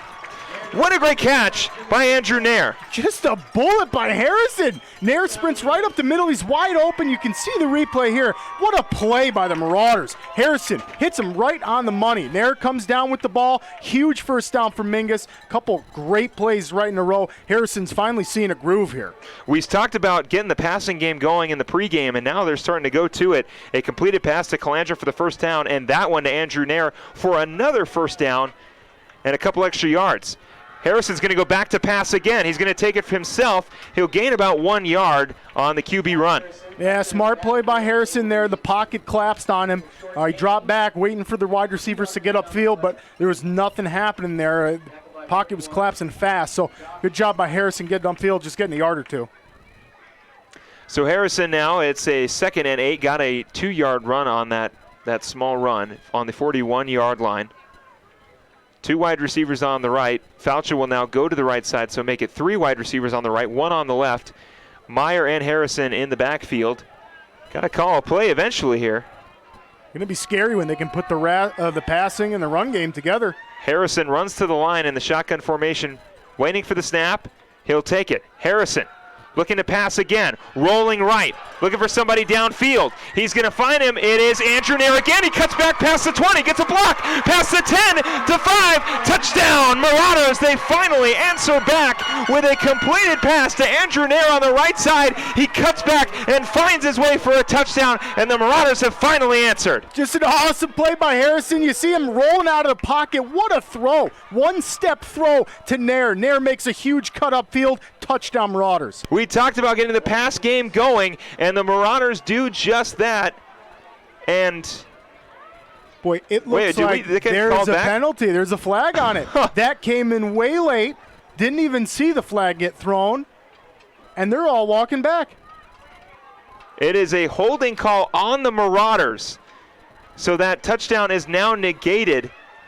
A 5-yard penalty will put the Marauders now. We're going to wait for the spot of the ball on the 25. Wow, they're going to go off the catch. Momentum killer there. Just a momentum killer. I mean, at least Mingus is going to get the first down. Yeah, that's true. Wow, what a play by Harrison to Nair. These guys have got to just build on that. You can't let that affect you in any way. That's a really unfortunate holding call there, and that came in real late. But what a play. Marauders got to repeat that. Shotgun formation now for Harrison. 2 wide receivers on the left. He's going to take the snap, hand it off to Meyer. Meyer this time on the right side. Cutting back, looking for a small gain, and they're going to finally call him down. Looks like the Sentinels were trying to strip the ball, but Meyer hanging on to it. And that's just those brutal yards that Drew's used to getting. See him get to the outside on the right, and yeah, good job by Drew hanging on to the football, not getting tackled for a loss. Again, we talked about that earlier. He's moving forward, falling forward, and getting some positive yardage. Yeah, met by number 14, Nolan Walsley. And Walsley did a good job of shedding off the block. Good job of just kind of lining him up there and taking him down. So now 3 wide receivers on the right, 3 wide receivers on the left, 1 on the right. Running back in the backfield now for Harrison. 5 minutes, 20 seconds to go here in the second quarter. 24-0 is our score. Handoff. Meyer is going to get stopped at the line, still on his feet. He's going to lose a yard. Yeah, boy, shedding off some defenders there. 1, 2, 3, and then the 4th guy just planted him. It was too much. Like to see maybe Harrison go back to the air. The air's been working. The air game's been working for us. Drew Meyer in that offensive rushing game is going to be there for us clutch when we need it. So I'd like to see Harrison get up in the air with that football. So the Marauders looking to bounce back. They had a touchdown brought back on a holding call. Shotgun formation now for Harrison. 2 on the left, 2 on the right, running back in the backfield. Harrison looking back to pass, rolling right. Last time it resulted in a touchdown. Big loss. Harrison's going to let it fly, and it's going to go incomplete. Yeah, and what a smart play by Harrison. I don't think they're going to throw the flag for intentional grounding there. That was a smart play by him to scramble all the way out of the pocket and just get rid of the football. And it looks like Hensel out there, the big fella, putting the pressure on Harrison. That was just scary, seeing the big tall guy come running at you. Harrison did a little spin trying to get out of there, but Hensel says, no, I know exactly what you're going to do. You can see it there. Oh, boy, yeah, the big guy chasing him down with those arms. You got a 6'6" power forward running at you. Good job by Harrison, just getting rid of the football, making the smart play. These guys are going to live to see another play. Well, they've got a timeout on the field. We're going to take one as well. 4 minutes and 31 seconds to go here in the second quarter. Sentinels leading 24-0. Marauders still looking to answer back. Don't go anywhere, right here on KYBC and Verde Valley TV. You're going to love the new interactive website from Roxu Screen Printers. Now you can create your custom t-shirt design online. Simply choose a t-shirt or hat style, easily upload your logo, or create the perfect design. Workwear, tees, uniforms, polos, and caps. And let's not forget those special occasion tees, all designed online by you. Go to ROKZOO.com,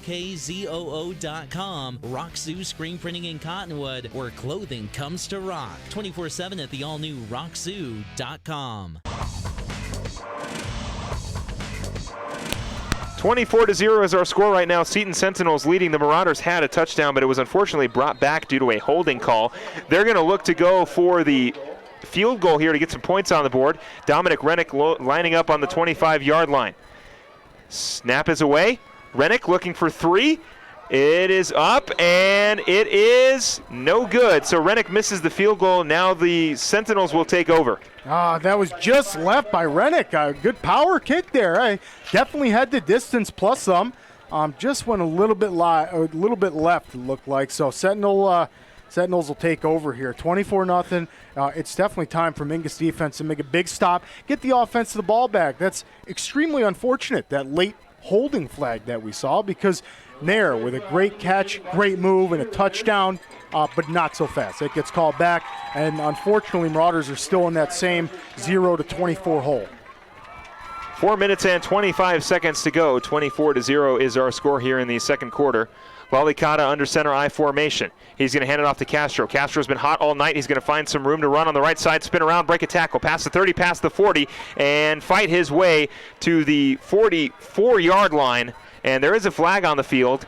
I think it's going to be another late hit, Philip. It looks like Angelo Alvarez taking him out of bounds. You can see the replay here. Oh, what a spin move by Castro for those of you who can't see it. Just Castro's got some serious moves, and yeah, they're definitely going to get Alvarez for a late hit. And he's out of bounds, clearly out of bounds. Maybe a little frustration coming from Alvarez. He ran him out of bounds. No need to push him there, but nonetheless, Marauders defense is definitely fired up right now.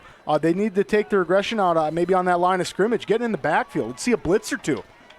Yeah, and we've seen them put some pressure on Lalicata in the backfield and get some sacks. We saw Clay Griffin had a couple, and just, I mean, they had some great plays early on, and then it just seemed like once Castro started to figure it out in terms of the running and find a couple touchdowns, the Marauders' frustrations may be getting to him. Hopefully they'll be able to calm it down here. Run up the middle now is stopped just short of the first down. That run again, big number 42 for the Seton Sentinels. That is going to be Zadel again, Sam Zadel. Yeah, Zadel, just a big fella there coming up the middle with that football. That's quite scary. Linebackers did a great job just all combining on him, making the tackle. And going to be second and short for Seton. I think it's going to have to get real low on these Sentinels and make something happen. 3 minutes and 30 seconds to go here in the second quarter. 24-0 is our score. 2nd and 2 now for the Sentinels. Lalicata under center. 2 wide receivers on the left, 1 on the right. Takes the snap. Nope, still waiting for the snap. Lalicata going to change the play. Trying to draw us off sides. Yeah, definitely. So looking for the hard count, did not get it. He'll call a timeout. They'll take one. We'll take one as well. We're getting close to under 3 minutes here in the second quarter. The score 24-0. Marauders still looking to answer back right here on KYBC and Verde Valley TV. Don't go anywhere.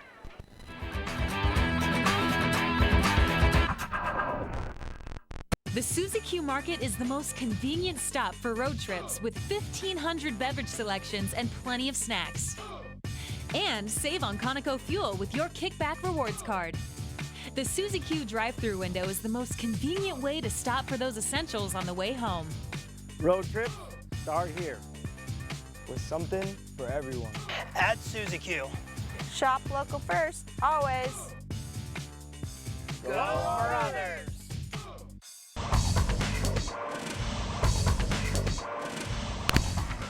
Welcome back here to Bright Field. The score 24-0. 3 minutes and 39 seconds to go in the second quarter. 2nd and 2 for the Seton Sentinels. Lalicata under center, I formation. Man now in motion. That's going to be Castro. He's going to look to pass. Lalicata rolling back. Clay Griffin coming in with the pressure, and the Marauders able to get a big stop there. Yeah, great job. Hansel makes the catch. They tried to set up another screenplay, but Clay Griffin in the backfield just drops Lalicata. And that's just outstanding defense. You can see it on your screen here. Oh, yeah, boy. Clay Griffin just really lowers the shoulder pad into Lalicata's gut and brings him right down. That's just a great defensive play. And they brought the big guy Hansel down for no gain. So it is going to be now 3rd and 4 on the 2-yard loss on that pass. 2 minutes and 30 seconds to go here in the second quarter. Marauders looking to answer back. They had a great pass to Andrew Nair on the right side. He went all the way to the end zone, but they had to call it back because of a holding call. And they were just unable to respond there. And Dominic Rennick almost put in a field goal. A big long one, too. Lalicata to the right side. It's going to go incomplete. Sails over the head of the intended receiver on the right side. So now it is 4th and 4. Yeah, and Mingus doing a good job of keeping these guys to a 4th down here. That's what we're going to need, especially with only 2 minutes, 17 seconds left in the half. We need to get something on the board to build on at halftime. Coach Ortiz got a lot of adjustments to make, and we're going to have to calm the defense down a little bit. We've seen a few personal foul penalties.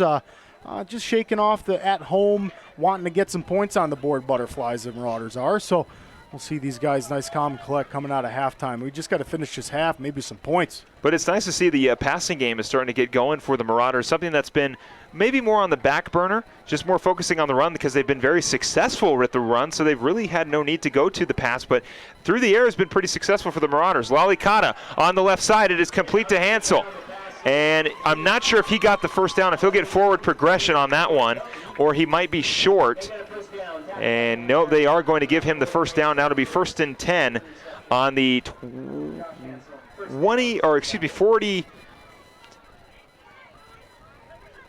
31-yard line. And Hansel just doing a good job of bringing that ball in. He got dropped, but nonetheless, so Sentinels get a first down. They're moving down the field. Lalicata, quick pass now. It's going to be complete to Castro. Castro breaks the tackle, still on his feet. Mingus Marauders swarming on the right side, able to bring him down. No, Castro's going to fight his way for a first down. Yeah, and it looks like there's a flag on the play and also a Marauder down. Couple things going on. The refs are going to meet up in the center here. So we've got a flag on the field and we've got a Marauder down. Just like Nick Yatsenko just said, we are going to try to get you who that might be down on the field. But hopefully it's just a cramp. They're working out his leg. We saw this a lot in Combs where there were a lot of cramps on the field.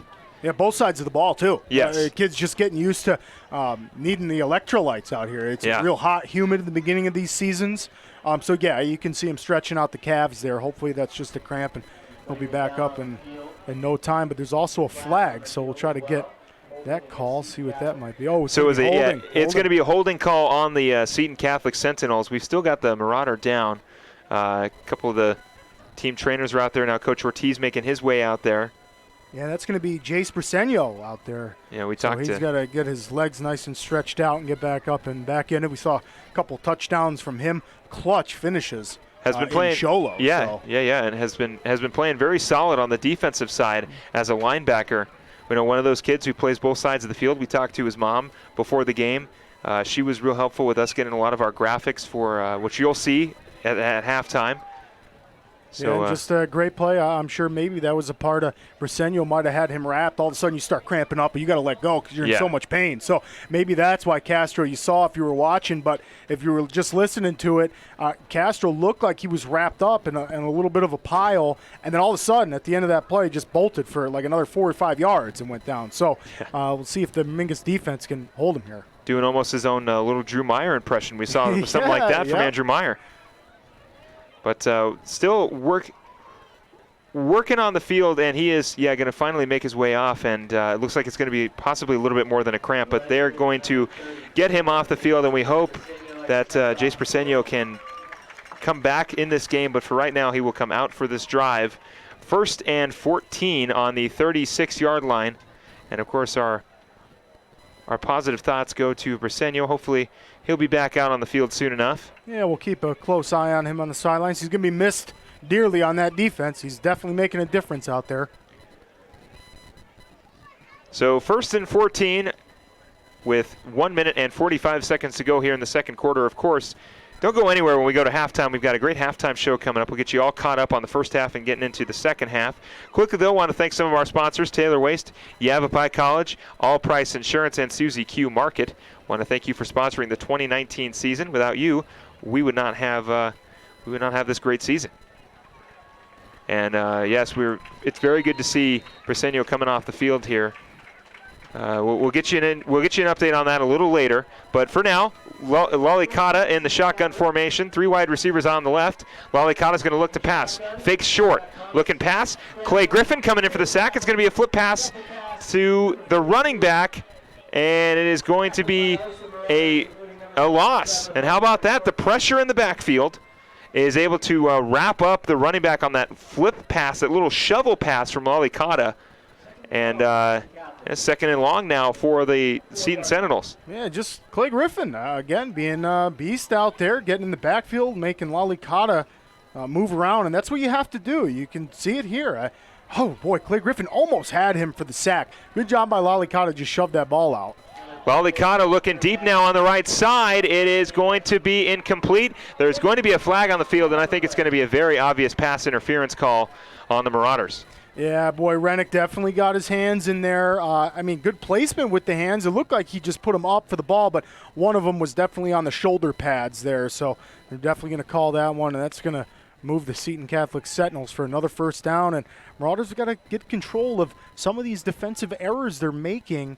And I'm sure we're going to see some good adjustments at halftime by Coach Jamani, Coach J.R. Rout, and Coach Fernando on the sidelines. These guys are coaching them up between every series. And boy, Philip, we've just seen some real good talent on each of these teams by getting some good competition scheduled in the beginning of the season here. Well, like we said, it's nice to see us play against these tougher teams because it's a good test early on before we get into conference play where we can kind of get a better idea as to, okay, where is our team going forward? How do we fare against these tougher teams that we don't get to see every season, teams that we will really only play on a consistent basis if we make the playoffs. And, it's nice to see. Lalicata rolling right, looking left side right over the middle. It is caught and in there for a touchdown. And again, the Sentinels have scored in that one this time to number 85. That's Michael Hansen. And Hansen just beat Rennick on the inside. Just a great route ran by Hansel. And, boy, that's just a good play. And Lalicata just adding to his stats. He's having quite the game so far. Rennick hunched over in the end zone. Not sure what had happened. May have gotten punched in the gut a little bit on accident. He's going to stay in for the extra point. Rennick playing some safety, some corner, playing kicker. Almost knocked in a field goal for the Marauders, but 30-0 now is our score. Constantino back for the kick. 43 seconds to go here in the second quarter. Waiting for the snap. Snap is up. Kick is in, and it is good. 31-0 is now our score. 43 seconds to go in the second quarter. We've got more football to come right here on KYBC and Verde Valley TV. Don't go anywhere.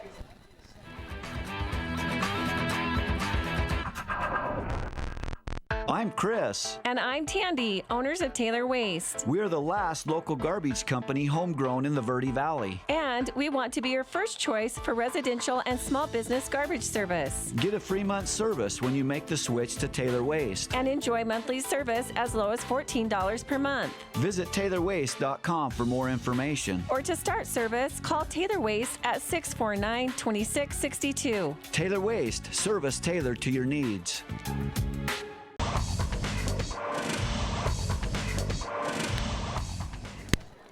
Welcome back here to Bright Field. The score 31-0. Seton Sentinels leading and now kicking off to the Marauders. Ball is recovered around the 30-yard line. Going to get pushed back and fall around the 26. Yeah, and that's just a good job by Marauders getting on that because that was definitely a squib kick, real low, and maybe bounce off a Marauder going back to Seton Catholic with 43 seconds left. So great ball safety there by the Marauders, and they're going to try to put together some kind of a last drive, maybe take it into halftime playing it safe, Philip, but I don't know. I think at this point you try to gamble and make something happen, but with only 36 seconds left, I'm not too sure. Well, we've still got 2 whole quarters left to go, and as much as we would love to see a touchdown here, possibly touchdown, maybe an onside kick, and then another touchdown to really get us back into this game, the idea, I would assume, is to just run the ball and burn out the clock and get ready for halftime and refocus and get ready. I like Harrison the bomb to Calandra. Is going to go for pass. Rolling left. It's going to be short. It is going to be incomplete. And instead, they go the short pass to the side, but that's just a safe play.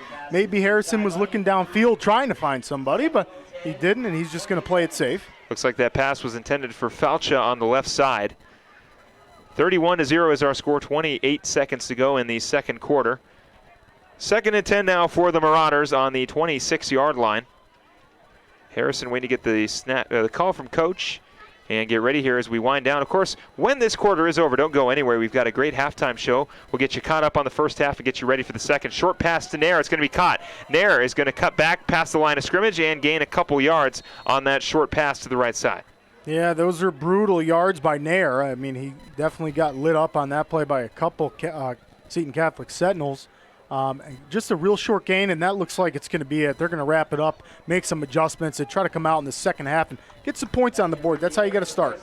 Well, and that's exactly what they will do. They are going to let the clock wind down. The score going into halftime, 31-0. The Seton Sentinels have really been controlling this game so far, but we have still got 2 more quarters of football left before this game wraps up. The Marauders looking to come back, looking for a little bit better of a second half here. And well, like we said, we still got a whole lot of football left to be played, Nick. Yeah, you just got to build on it. And they're going to make some more adjustments at halftime. I definitely didn't foresee a 31-0 deficit. We didn't foresee that, but just the hole that we dug ourselves in early by giving Seton Catholic some good field position, that's what's going to do it. So Marauders going to have to come back out and have a huge second half. Well, the Marauders are going to have to do just that. They're going to have to come back and regroup, and they will do just that in the locker room. We are going to step away. When we come back, we'll get the halftime show going here, getting you pumped and ready, recapped on the first half, and fired up, ready to go for the second half. Going into halftime, our score 31-0. We'll be right back for the the halftime show right here on KYBC and Verde Valley TV. Don't go anywhere.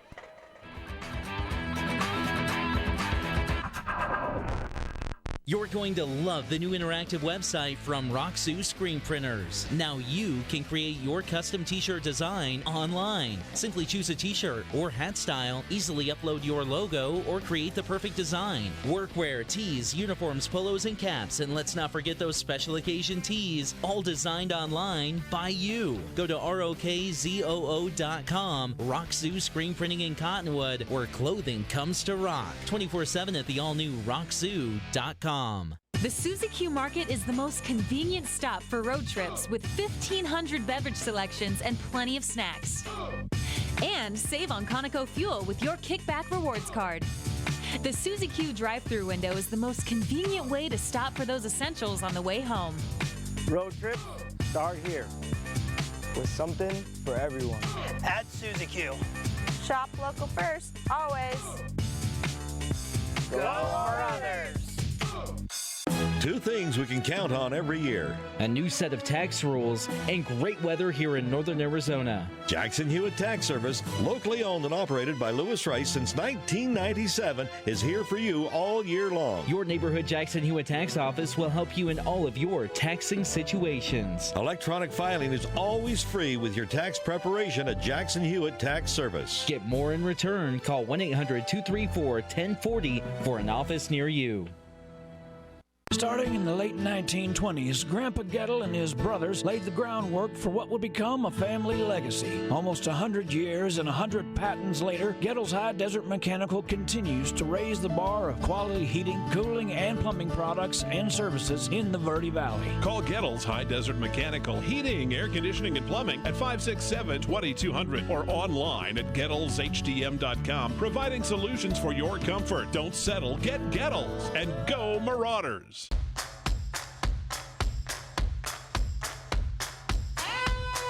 So I'm really happy that I decided to start flying as a career. It just gives me a sense of confidence that I never really experienced before in my life. It's just something that not many people get to do, and it's just a blessing to be able to do it pretty much every single day of my life and just be surrounded by it all the time.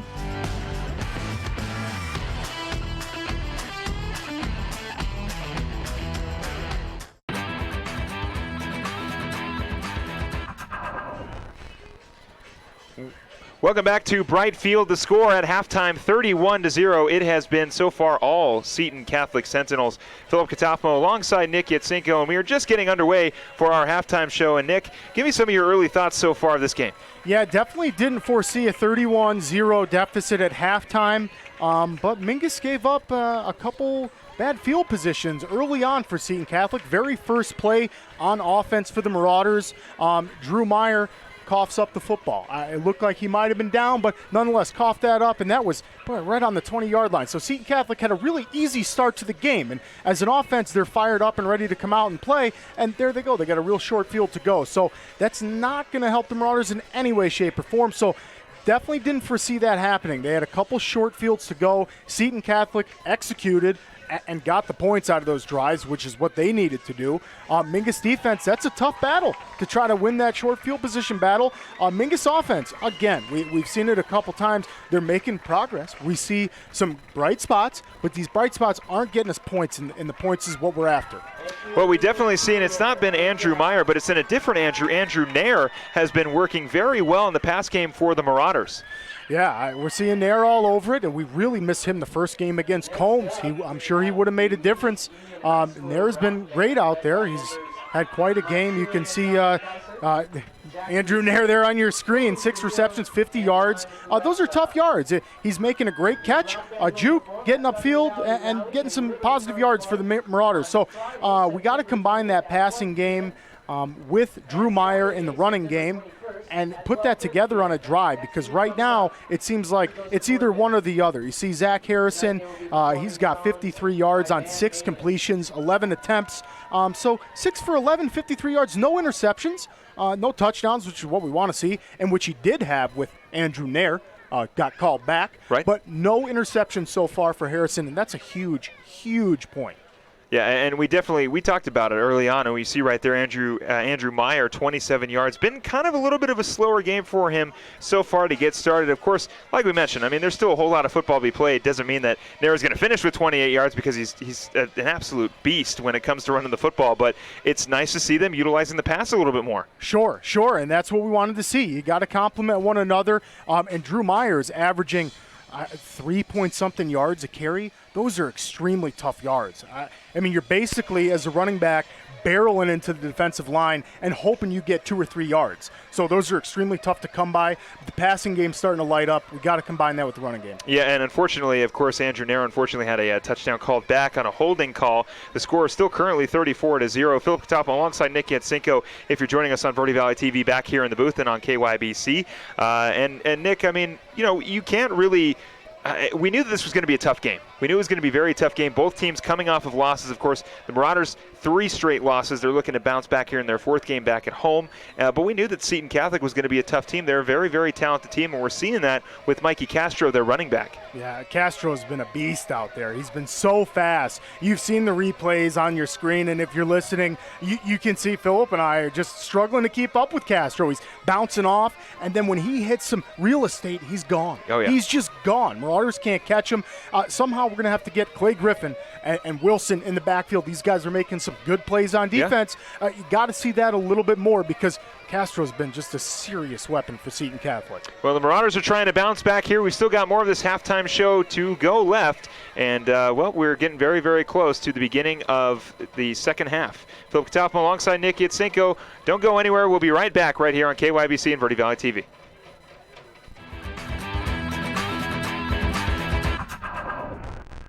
You're going to love the new interactive website from Roxu Screen Printers. Now you can create your custom t-shirt design online. Simply choose a t-shirt or hat style, easily upload your logo, or create the perfect design. Workwear, tees, uniforms, polos, and caps, and let's not forget those special occasion tees, all designed online by you. Go to ROKZOO.com, Roxu Screen Printing in Cottonwood, where clothing comes to rock. 24/7 at the all-new Roxu.com.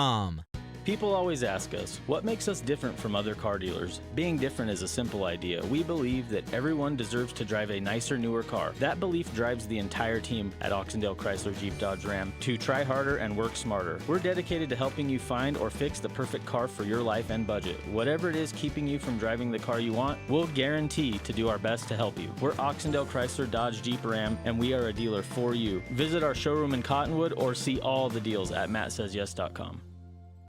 We develop quality citizens who keep our core, our country, and our communities side by side on the winning side.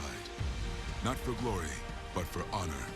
For a code that isn't written or spoken, but lived. It's what we do. It's who we are. It's the battle cry of our fighting spirit. Battles won. See all the battles Marines fight to win at marines.com. Welcome back here on KYBC and Verde Valley TV. You can hear and see the Mingus Union Jazz Band getting a little more rocky here, playing a little, is that Van Halen? Absolutely, we got a little headbanging going on, rocking the guitar. How about that? So they're getting us fired up for the second half. Our score 31 to 0. If you're just joining us, we are just under 6 minutes to go before we get ready for second half football. Phil Katafmo alongside Nick Yatsenko. I want to thank you for joining us on KYBC and Verde Valley TV. And Nick, we talked a little bit about how good the Seton has been so far, but really it has been their running back, Mikey Castro, and their quarterback, Lali Kata, who's been able to find him on a couple short passes. Yeah, those guys have just been explosive for Seton Catholic. Castro's been doing it on the ground. You can see Lali Kata, their stats. Boy, 10 for 15, 108 yards, 2 touchdowns. He's on point. He's on point. Like we were talking about during the break, we don't know that he's the best quarterback we've seen. Definitely not. We've seen some real good quarterbacks, but he's getting it done for Seton Catholic. Now, he's had a shorter field to work with, but you got to stop him as the Marauders. Castro is a wide receiver. He's getting it done through the air, too. Right. 53 yards, 2 receptions, and a touchdown. Yeah. That's extremely tough to stop. They got dual threats going on with Castro. And it seems like most of his yards, if they've been coming through the air, and, of course, Hansel right there, 4 receptions and 22 yards. The big guy. The big guy, the 6'6", wide receiver there. And both of those guys have been through the air. And when speaking more towards to Castro, it seems like whenever that guy's got a little bit of room, he does a great job of finding holes and just exploding down the field. Yeah, Drew Meyer-esque, like we've seen all season, except he's blasting through those holes and he's finding real open real estate and making Marauders pay. But on the positive side, Clay Griffin has done a great job defensively on the end, and we've seen some pretty solid defensive back play, minus the 1 pass interference call. But they've been doing a pretty good job on the defensive end with Clay Griffin, and in the backfield with Andrew Nair and Dominic Rennick. They've all been playing really well, and before he got hurt, Jace Briseño also was making some great plays in the middle linebacking core.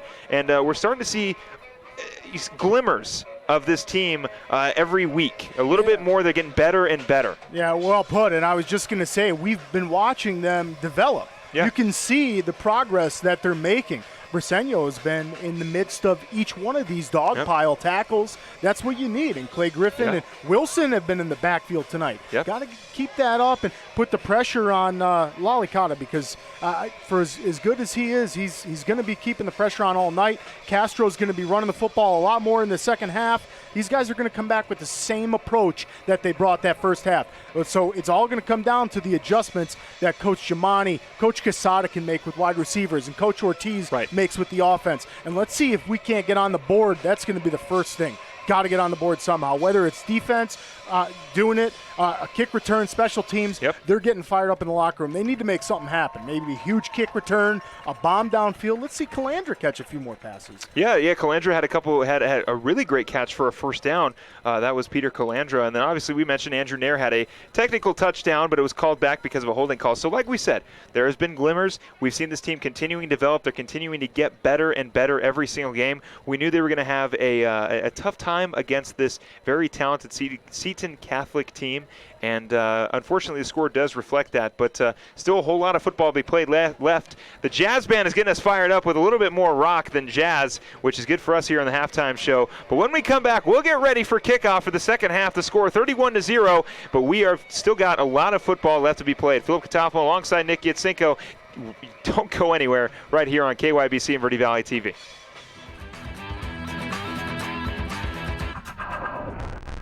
Since 1925, Tiffany Construction has worked with developers and local and federal government to build, expand, and improve infrastructure, roads, drainage systems, and subdivisions. From concept to completion, the Tiffany Construction team provides a full complement of construction services and state-of-the-art delivery methods customized to fit your needs and budget. They're Arizona's longest tenured family-owned and operated civil contractor and proudly serving the Verde Valley since 1991. Tiffany Construction, knowledge and experience to bring your project to reality. People often refer to Larry Green Chevrolet as the people place. Keeping that reputation is a priority in the community and with every customer that comes through the door. Larry Green Chevrolet, we're better and we'll prove it. If you're in the market for a new or pre-owned car, truck, van, or SUV, you'll find our selection extensive and the sales team professional and courteous. Visit Larry Green Chevrolet just off Highway 260 next to Walmart or LarryGreenChevrolet.com. All Price Insurance on Main Street in Cottonwood is your local insurance provider for personal and commercial insurance. Call and compare 23 insurance companies for home, health, auto, RV, motorcycle, boat, or ATV. Specialty insurance and insurance bonds are no problem at All Price Insurance. Call or visit All Price Insurance today.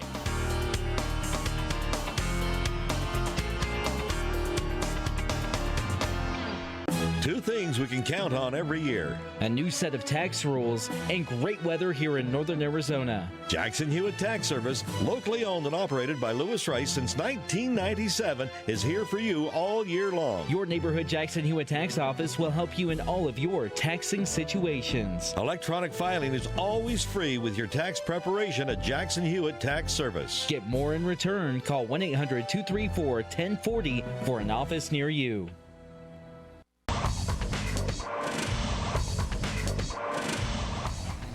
Welcome back inside the broadcast booth here on KYBC and Verde Valley TV. The Mingus Rock Band getting us pumped up. I thought it was the jazz band, but it's actually the rock band who are getting us fired up. They are going to be playing at the Thunder Valley Rally here in Cottonwood next week. So if you're getting a little bit of a taste of it here at Bright Field, but you can definitely catch them next week at the Thunder Valley Rally. Yeah, these guys are rocking out. Thunder Valley Rally is always huge every year up in the Verde Valley here, so kids are going to get some great exposure. And man, I just love the headbanging going on down there on the guitar.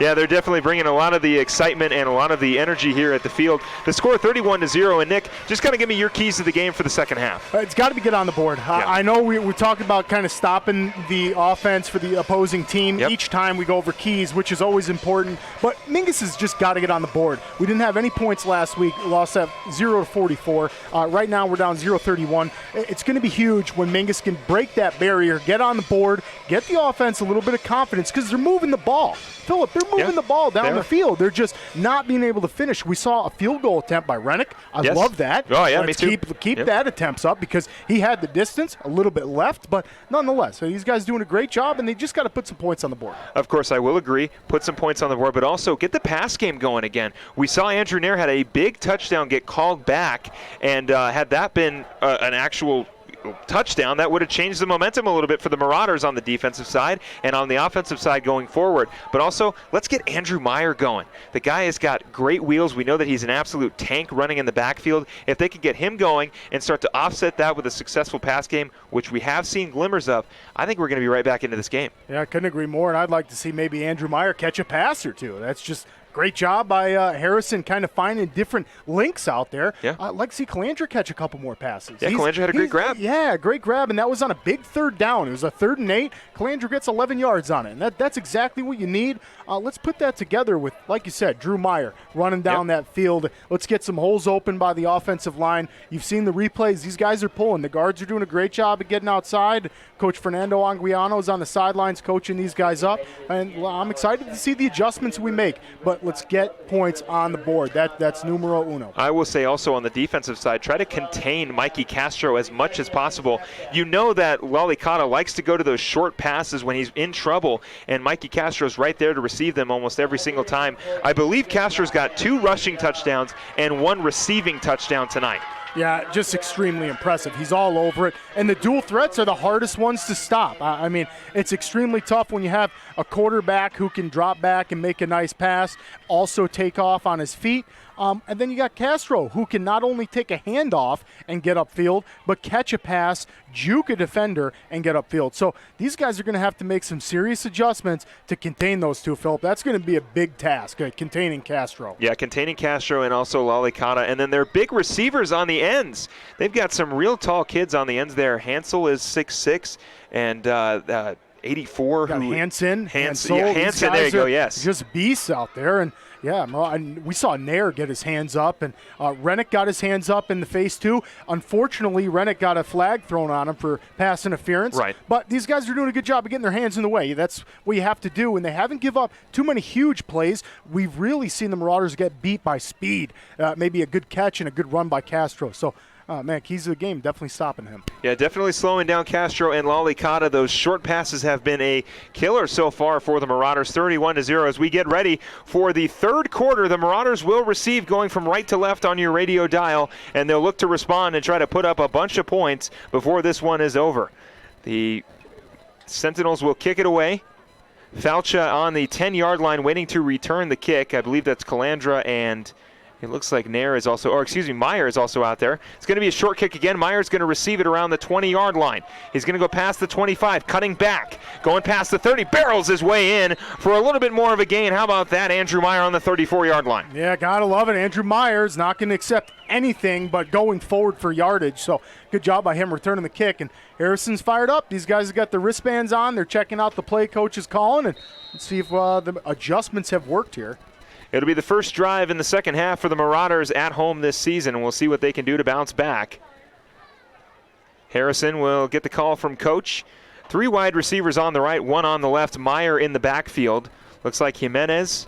Looks like they're going to pass already. I like that right potentially. They have done a lot of draw runs with Andrew Meyer. So shotgun formation for Harrison. He is going to pass. It is going to be complete to Falcha. Falcha is met up with a defensive end there, and is going to get tackled at the line of scrimmage. Falcha, good job just hanging on to the ball. Harrison did a great job of dropping back. Just a quick 2-step drop and rockets the ball over to Falcha. Falcha speedster. Look out. If he can find some room, he's gone.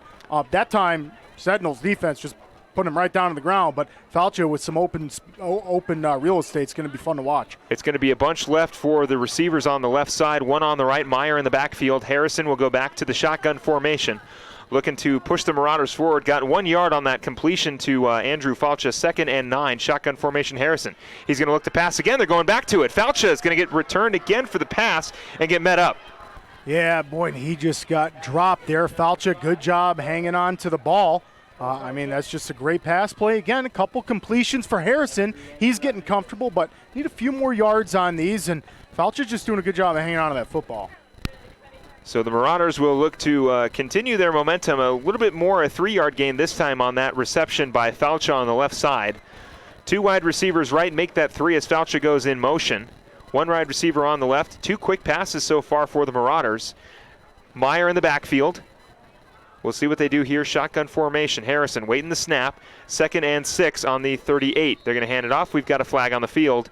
And not sure if it's going to be on the Marauders or it's going to be on Seton, but I believe it's going to be a false start. It is. It's going to be on Seton Catholic. And it is going to be on the Sentinels. So that is going to be a 5-yard penalty. Not enough to get the first down, but make it 2nd and 1 now. Yeah, much easier, and Harrison's definitely excited. They look like they're going to change the play call up, which you definitely agree with at this point. 3rd and short. Let's keep the drive going, get the first down. So Harrison waiting for the call from coach. Meyer in the backfield. Wide receivers on the left and right. Looking to respond here, getting the first down. Harrison takes the snap, hands it off to Meyer. Meyer barreling his way through, looking for the first down. Churning the legs, and he'll get the first. Yeah, great job, Andrew Meyer getting upfield. First down, and that's just almost a guaranteed play that we talked about his average. They're brutal yards that he's averaging. It's like 3.8, just about 4 yards, and that's exactly what it was there. Just over 3 yards, which was enough for the first down. That is exactly what you want to see from Drew Meyer, something that he has been doing all season long, fighting his way for the first down. 1st and 10 now for the Marauders on the 45-yard line. Harrison in the shotgun formation. 2 wide receivers left, 2 right. Meyer in the backfield. He's going to go short again. This time it's caught. Nair looking to go on the right side, looking for the first down. He's going to get taken down at the 48. Yeah, good job, Harrison. Just showing some sweet composure out there, making a nice throw out to Nair, and Nair just doing a good job of getting 8 yards on the play. So not a first down, but very, very close to one. You see right there on the replay. It was just a short pass to the right side. Nair was able to fight his way for a few extra yards on that tackle. And now it is 2nd down and 1 again for the Marauders. They're starting to charge up the field a little bit.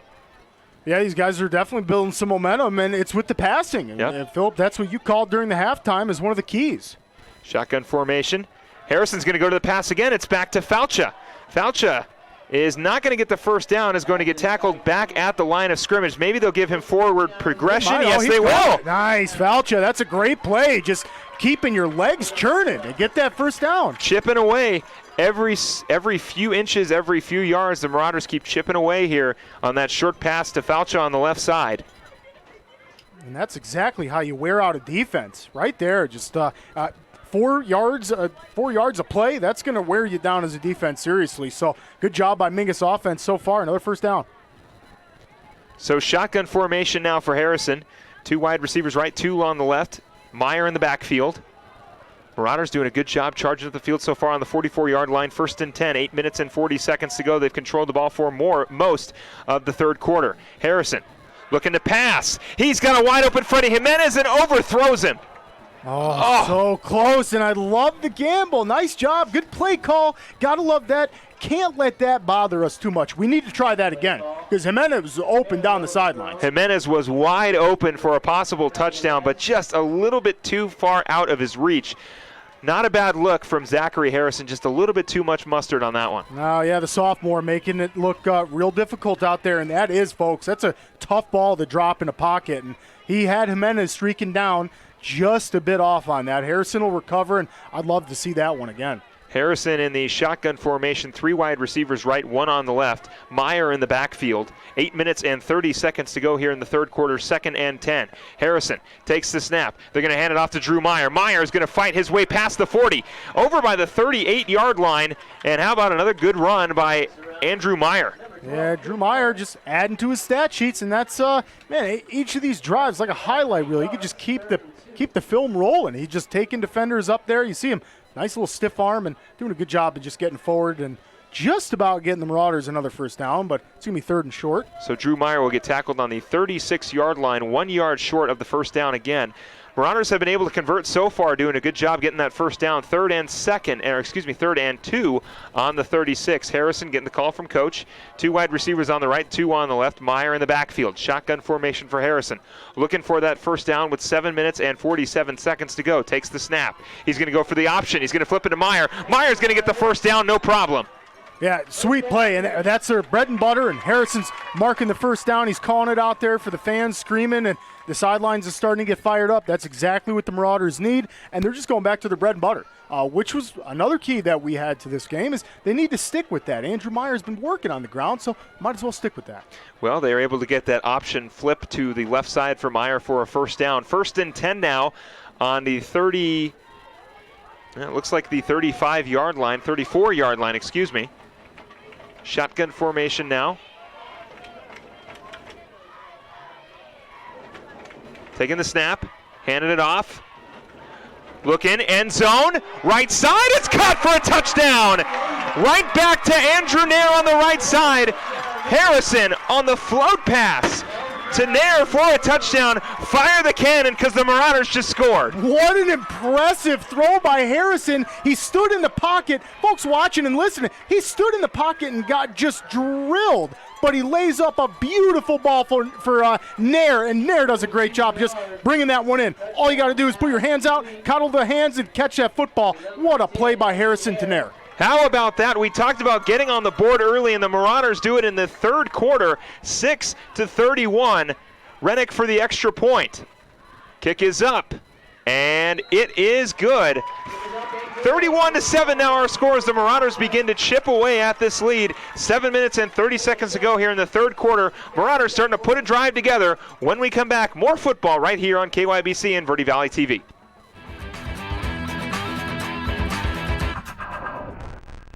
Since 1925, Tiffany Construction has worked with developers and local and federal government to build, expand, and improve infrastructure, roads, drainage systems, and subdivisions. From concept to completion, the Tiffany Construction team provides a full complement of construction services and state-of-the-art delivery methods customized to fit your needs and budget. They're Arizona's longest tenured family-owned and operated civil contractor and proudly serving the Verde Valley since 1991. Tiffany Construction, knowledge and experience to bring your project to reality.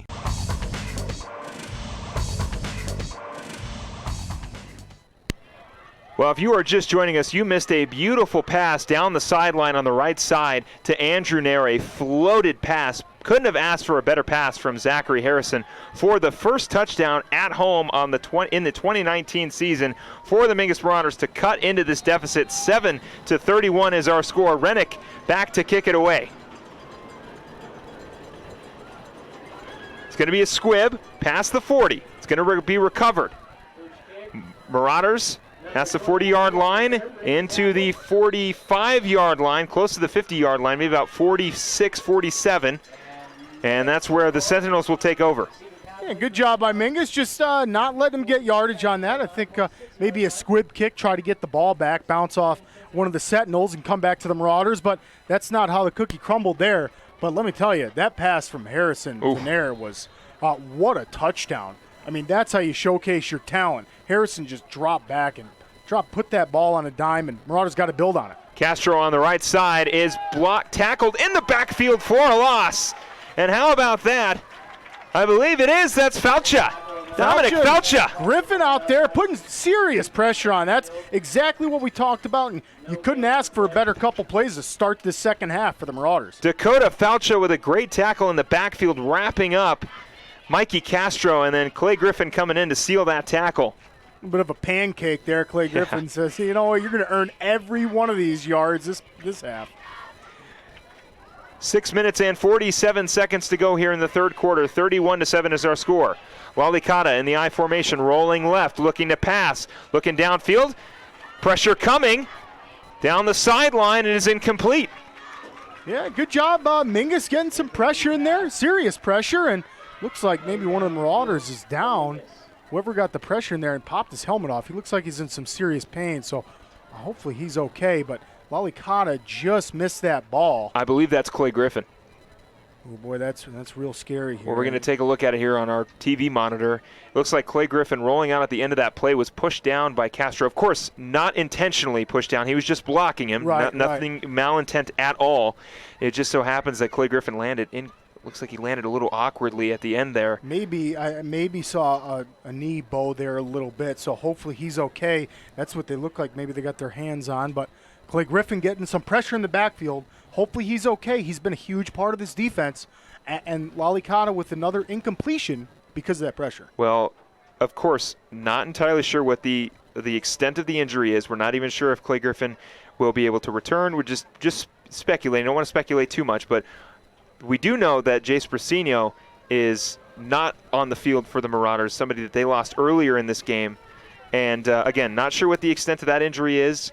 And the same thing for Clay as well. Just not entirely sure what the injury is there. But they are getting Clay back up, which is a good sign. He's putting a little bit of pressure on his legs, and he's starting to make his way off. Maybe just possibly tweak something just a little bit. Again, don't want to speculate. Not entirely sure what happened. Hopefully he's okay. Just hopefully, exactly. Already saw Brasino go off, so we don't want to see these kids getting hurt. They got a big season ahead of them, and Brasino and Clay Griffin, these guys have had stellar games so far. I know there have been some losses on the Marauders side, but these guys are playing great, so hopefully they're okay. So Griffin will get carried off the field now by his teammates. His teammates will go out there and give Coach Ortiz a hand. Yeah, there you go, Coach Ortiz having a lot of support for his players there. He's real close with all these guys. These guys have just tremendous respect for Coach Ortiz and all the coaching staff down there. So these guys are going to do everything in their power to make sure Clay Griffin's okay. So for right now, the Marauders will be without Clay Griffin. Shotgun formation for Lalikata. Looking to pass. Looking on the left side. It is going to be complete. Castro with the completion. Past the 50, now past the 45 and the 40. He's got a lot of room to run, but is going to finally get taken down around the, looks like the 33-yard line. Yeah, not before a 25, almost 30-yard scamper by Castro after he caught that. just impressive play, and you already feel it a little bit without Clay Griffin in there. There's no pressure on Lalicata. You can see it there on your screen. And for those of you listening, Lalicata had a lot of time. Just sit back and get that one to Castro. Castro's dangerous when he can make a move. And you saw right there a little short pass to Castro, something that's been effective all night for the Sentinels. Lalicata now under center. He's going to hand it off to the big fella. That's Hansel. Hansel's going to fight his way to the 20-yard line and get tackled at the 19.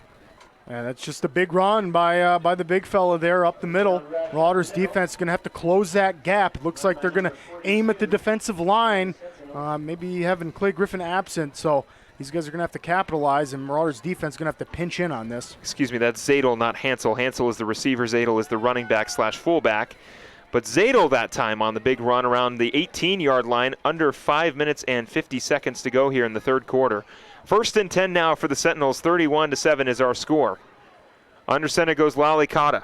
3 wide receivers bunched on the left, 1 on the right. Running back in the backfield, that's Zandel again. They're going to go back to him. Zandel fighting his way up the middle. Gets tackled around the 8-yard line. Yeah, and good job by Marauders not letting him get too many yards after the catch, but Zadel just a good job of just keeping his legs turned and getting upfield. So you see it on your replay there. Handoff right up the middle to Zadel. He is brought down by the Marauders defensive line over by the 8-yard line. So again, now second and 1. Real short. That's just about a first down. So an almost first down for the Sentinels. I formation now. Castro and Zadel. They're going to hand it off to Castro. He's going to get the first down and a couple yards. Looks like they'll give him forward progression on that one. So it is going to be we'll see if maybe they tackle him behind the line. It was a great job by Angelo Alvarez right off the bat. He met him in the backfield, so let's see where they marked that. And that was a great tackle by number 77 for the Marauders. That is Yahir Orilane.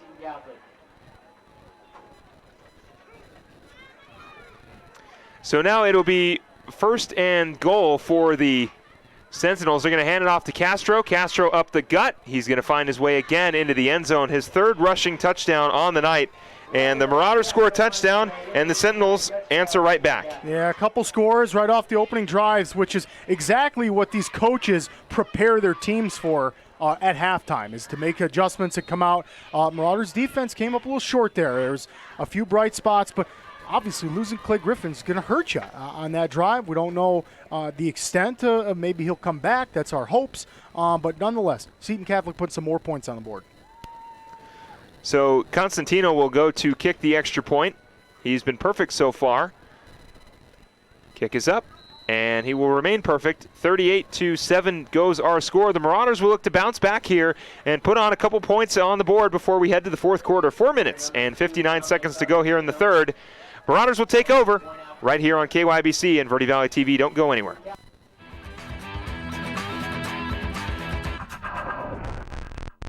People always ask us, what makes us different from other car dealers? Being different is a simple idea. We believe that everyone deserves to drive a nicer, newer car. That belief drives the entire team at Oxendale Chrysler Jeep Dodge Ram to try harder and work smarter. We're dedicated to helping you find or fix the perfect car for your life and budget. Whatever it is keeping you from driving the car you want, we'll guarantee to do our best to help you. We're Oxendale Chrysler Dodge Jeep Ram, and we are a dealer for you. Visit our showroom in Cottonwood or see all the deals at mattsays.yes.com.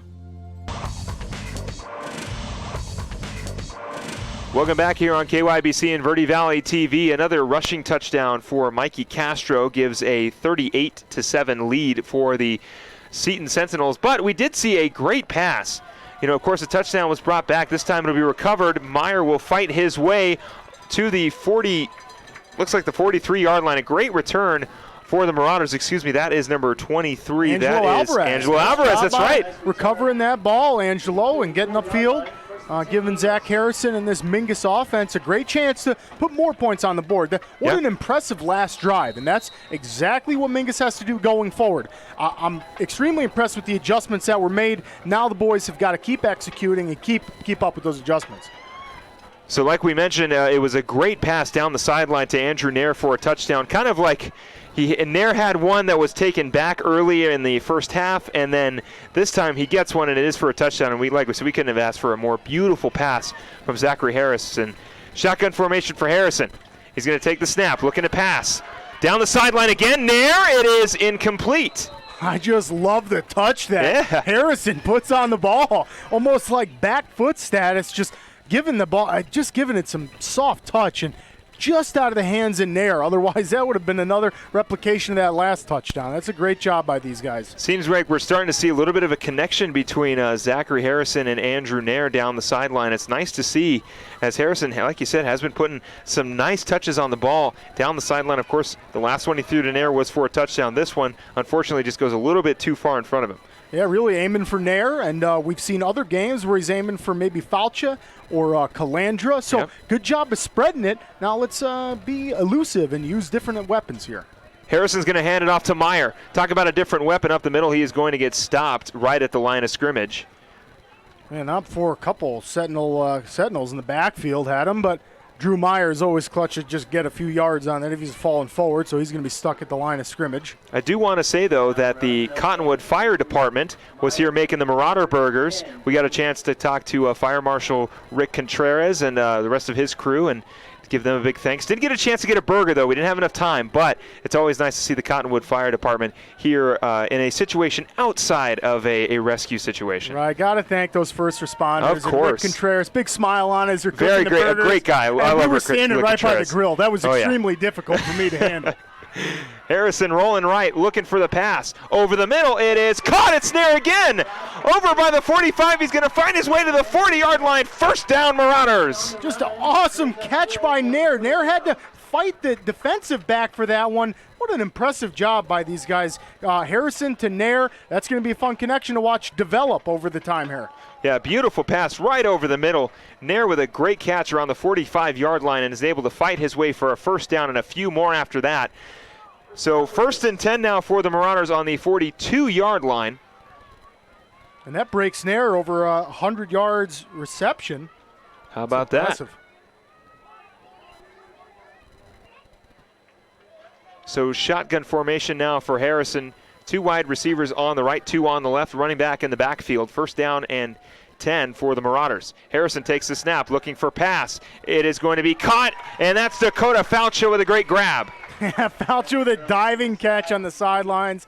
That was just a great job by Falcha. Good focus there to just dive and hang on to that football, get his quarterback another completion. And definitely got to correct myself. Nair's just about at that 100-yard mark. He's at 90 yards now. So these guys are building some chemistry. I like what I'm seeing. It's nice to see the pass game coming into fruition here for the Marauders as they're starting to find some connections. Harrison to Nair, Harrison to Falcha.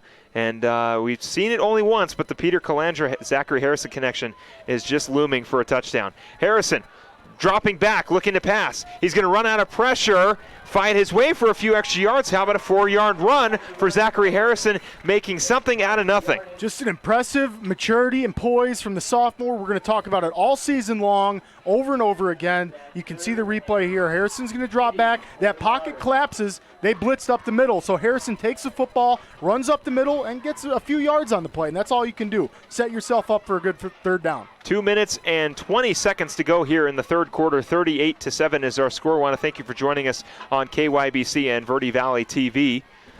Marauders looking to put something together here late in the third quarter. Shotgun formation. Harrison takes the snap, dropping back, looking right. Back over to Nair. It is, just out of his fingertips on the right side, and it'll fall incomplete. Fourth down now.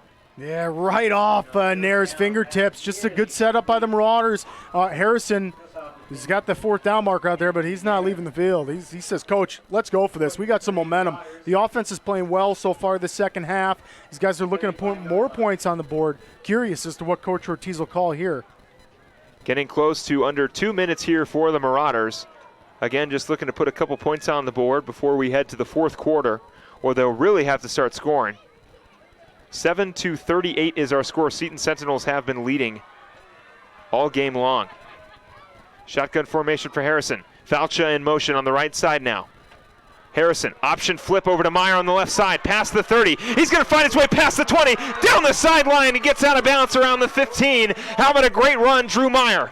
Drew Meyer clutches always down the sidelines after he finds a little bit of real estate. You can see the replay here. And Harrison in that pitch play has just been an awesome combination for the Marauders. And, oh boy, Drew keeps his feet there. He's in the end zone, but he does a great job getting the yards he did before he got out of bounds. So a nice little option flip to Andrew Meyer on the left side. First down for the Mingus Marauders, 1st and 10, and they're inching ever so close to the end zone on the 15-yard line. Shotgun formation for Harrison. Looking at their wristbands here. Falcha in motion. Harrison takes the snap, looking for pass. Going back to Nair, it is again incomplete on the right side. And from being up in the booth, Phillip, that is a perfect ball from Harrison. I know that's an incompletion there, but he threw it back so only the wide receiver can get it. There was no chance that a DB was going to get it. A little bit low, but Harrison playing it safe nonetheless. Yeah, it's like in baseball when a guy just misses a spot in his location and you say that's not a bad spot to miss. That's not a bad spot to miss for Zachary Harrison. Like you said, a little bit more in, may have bounced out of the hands of Nair or possibly been intercepted. So not a bad spot location there for Zachary Harrison. 1 minute, 54 seconds to go here in the third quarter. 38-7 is our score. Marauders, 2nd and 10, looking to score here. They scored a touchdown early on in this quarter. A touchdown pass to Andrew Nair. And then the Sentinels answered right back with a rushing touchdown by Mikey Castro again. So shotgun formation for Harrison, 3 on the right, 1 on the left, running back in the backfield. Harrison takes the snap, looking left, now looking right. Over the middle, in double coverage, it is incomplete. And the pass intended to Andrew Nair right in his hands and then bobbles out, but he was in double coverage. Again, not a bad spot at all for Zachary Harrison to miss. You look at it right here on your replay, just right over the middle, right into the hands of Nair, and in double coverage, not a bad spot for that pass from Harrison to Nair. Yeah, just really, really close. You see the replay a couple times here. And oh, boy, Nair just had it. Just had it. If he could have reeled that in, but he did have 2 of the Sentinels on him, so very tough play to make. Harrison to Nair. Seen a lot of that. I love it. He's going to Falcha. He's going to Nair. He went to Calandra earlier in the game. Will he go to Calandra here? Ooh, I'd like to see some clutch Calandra getting in the end zone here. 3 wide receivers on the right, 1 on the left. Harrison takes the snap in the shotgun formation, looking right. Running into pressure. He's going to roll out over the middle. Oh, the pass is intended for Calandra in the end zone, but it goes out of bounds. He sure was going for Calandra after a great job of Harrison finding himself some space to throw the ball. You can see the replay here, and the pocket just collapsed on him. Harrison gets himself some real estate, and he goes for Calandra's wide open, and he just wings that a little bit too hard. Brett jazzed up from running out of the pocket. But wow, very, very close. I will say that was a great job by Zachary Harrison to step up in the pocket, in the collapsing pocket as Rennick goes for the field goal. He missed one earlier, looking for another one here. Love to see that. Zachary Harrison stepping up. He could have scrambled, but instead wanted to go for the end zone, had Calandra open, just missed him by a hair. Yeah, it's a power move to look for the opening. Rennick kicks it up, and he does not get that field goal, so he's missed 2 so far, but we'll hopefully have some more opportunities later on. It's been perfect for extra points so far, so we will continue forward. 1 minute, 33 seconds to go here in the third quarter. 38-7. Marauders looking to keep the Sentinels quiet and put some more points on the board as they start marching down the field and on offense, but will now move to defense. You're watching Marauder football and listening right here on KYBC and Verde Valley TV. Don't go anywhere.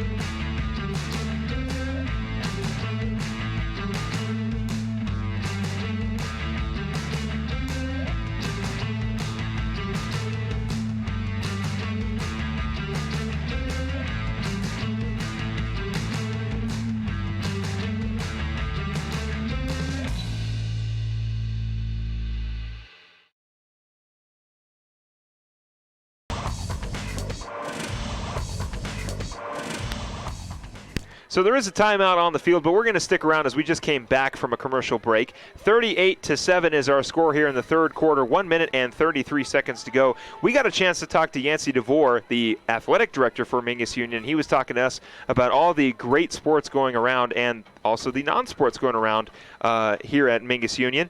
September 16th, women's golf takes on Mountain Ridge and Deer Valley at Deer Valley High School. September 17th, men's golf takes on Bradshaw Mountain. Men and women's swim and dive are at home. Women's volleyball are at home to take on Bradshaw. On the 18th, the women's golf are at home against Sunrise Mountain. And on the 19th, women's volleyball is on the road against Shadow Mountain. So a lot of sports going on in the week before we come back on Friday here at Mingus Union.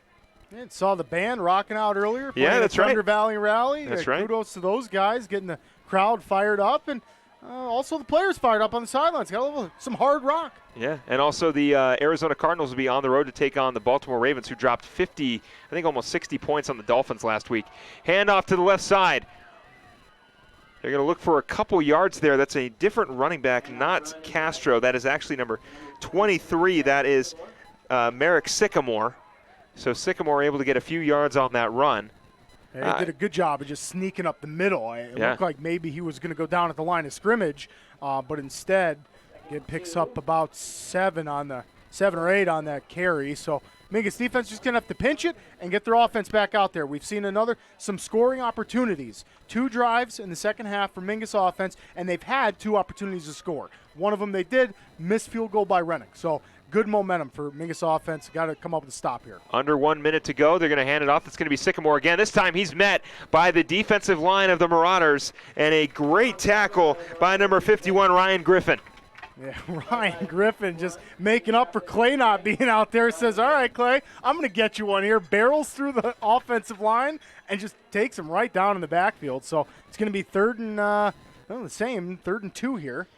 Want to throw out a few more of our great sponsors, Larry Green Chevrolet, Rice Accounting, Jackson Hewlett, Rock Zoo Screen Printing, and Tiffany Construction for the 2019 season. It's 15 seconds to go. Lolicata hands it off. Sycamore again up the middle. He's got a lot of room to run past the 50. Is going to cut past back around the 40 and get tackled. A great tackle by Rennick around the 40-yard line, and a huge run for Sycamore and the Sentinels. Yeah, and that's just real scary when you can go from Castro to Sycamore with a totally different running back. And, boy, Sycamore is really showing off some serious speed, too. So you got Castro who can run it, and now we got Sycamore who's in there taking the ball upfield. So, oh boy, it's going to be tough to stop that combo. Funny enough, Sycamore is the junior, and Castro is the sophomore. Well, we'll probably get to see more of Sycamore here as we head to the fourth quarter. The score 38-7 as we get started here in the fourth quarter. When we come back, we've got the rest of this game for you right here on KYBC and Verde Valley TV. Don't go anywhere.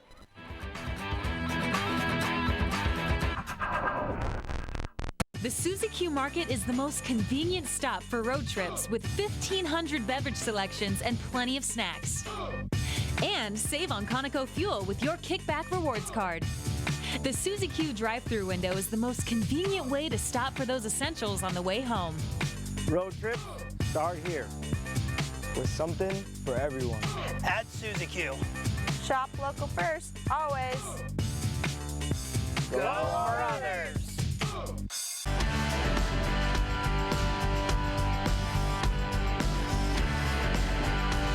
What's unique here is we get into a whole different level of creativity because they're doing something that you love to do.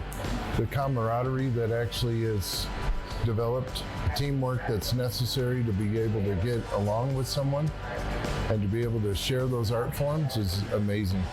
To be part of who you are, there's nothing better in life.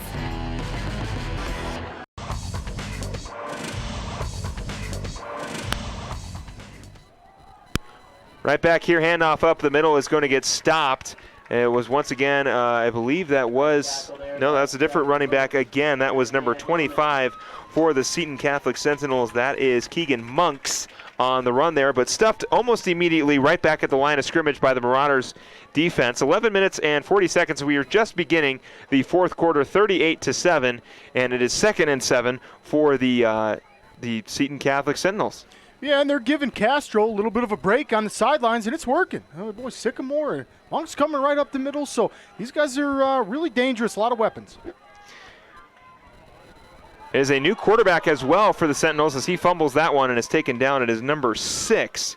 So it looks like we've gotten some substitutions up and down. That's Nick DiPucio, the backup quarterback, coming in and getting some reps. And Lolicata is going to come back in now.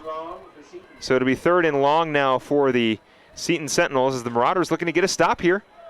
Yeah, and Seton Catholic giving the Marauders a different look with a couple different running backs and substitute quarterback in for a play. Maybe Lolicata had an equipment issue or something, but he's in nonetheless. And they're in shotgun formation. Shotgun formation, Lolicata looking down the sideline on the right side. It is complete and caught out of bounds. That is number 13 for the Sentinels. That is Aiden Keenanali. Just another bomb downfield. Those are extremely tough to overcome if you're a Marauder defender. I mean, just a huge chunky yardage. Going to set Seton Catholic up for, it's going to be 1st and 10, but if they get that first down, it's just about at the goal line. So 1st and 10 now, 1st and goal actually for the Seton Sentinels on the 11-yard line. First down. I guess it'll be 1st and 10 now since they're technically not on the 10-yard line. 10 minutes and 12 seconds to go here. I formation for the Seton Sentinels. They're going to hand it off. That's going to be Sycamore. There is a flag on the field. Sycamore is going to fight his way to the 2-yard line. We're going to see where the flag comes in. Flag was thrown up immediately on that handoff to Sycamore. So we'll see if it's going to be on the Marauders or if it's going to be on the Sentinels. It's going to be on the Sentinels. That's going to come back a little bit. Going to go in the Marauders' favor here. And, boy, just, Philip, real dangerous. Sentinels got five players catching passes altogether, 4 players rushing the ball, not including it's very, very tough to keep these guys in check when they're using so many different weapons. Yeah, and I mean, even just some of those short passes to Castro, I mean, really passes that were like just last-second throws from Lolicata to Castro, just throwing it to anybody who's in the vicinity, and they turn it into touchdowns. I mean, it's tough. Able to make a move and get upfield fast. Yeah, Castro's a fast guy. Sycamore right up the middle. He's going to get stuffed at the line. Another great stop by the defense of the Marauders. And now it is going to be a small gain, but still 2nd and long for the Seton Sentinels on the 15-yard line, their own 15-yard line. 2nd and 9 now. Off the false start before this play, on the false start on the Sentinels, so they were pushed back. So able to regain a few yards. Now on the 15-yard line, it looks like, is Lolicata back in? We've seen a few substitutions on the offensive side for the yeah, and he's back in. Yeah, Lolicata is still in there. Now. Lolicata takes the snap, hands it off, left side. Castro is going to get stuffed right back at the line. Yeah, good. Marauders aren't going to let him have any more easy yardage or touchdowns, or at least they're going to try. You can see the replay here. Castro's just going to take it on the outside. We've seen the dangerous speed he's got all night. So great job by Ryan Griffin taking him down, the big fella, getting across the field, taking Castro down, and he's really been elusive. So nice job. So it won't be a first down. It'll be 3rd and 10 now for the Sentinels on the 12-yard line. 8 minutes and 30 seconds to go here in the 4th quarter. Taking the shotgun formation. It's going to be the backup quarterback. Over the middle, it is incomplete. Yeah, just a great job by Mingus defense, not letting these wide receivers get any sort of space to catch a ball. And Lolicata has an incompletion there. Mingus looking good, but try to keep him out of maybe field goal range here. They might be trying to kick it, but I don't see a kicker coming on just yet for them. That was actually the backup quarterback, Nick DiPucio, on the pass there, the incomplete pass. Like we said, we've seen a few substitutions. Castro's been off a couple plays, Sycamore's been in, and Lolicata's been out, and DiPucio has been in, so. I'm getting these veterans a little bit of rest here. They got a comfortable lead right now, but not too big of a lead. So Marauders are going to have to fight back here. Well, we've got a timeout on the field. Our score, 38-7 on 4th and 10 on the 12-yard line for the Sentinels. Timeout on the field. We'll take one as well. We'll be right back right here on KYBC and Verde Valley TV. Don't go anywhere.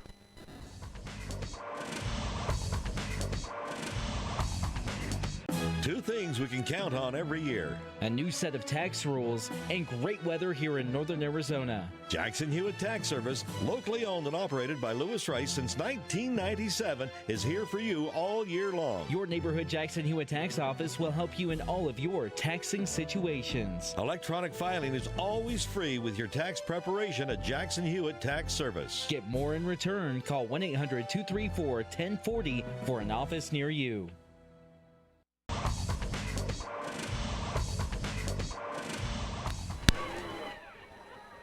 Lining up for the kick now is Constantino for a field goal. Waiting for the snap. Snap is up. And it is good. So the field goal is good Our score will move now 41-7. And we've got 8 minutes and 17 seconds to go here in the fourth quarter. When we come back, the Marauders will take over on offense and try to put some points on the board before we end one here at Bright Field. Don't go anywhere, right here on KYBC and Verde Valley TV.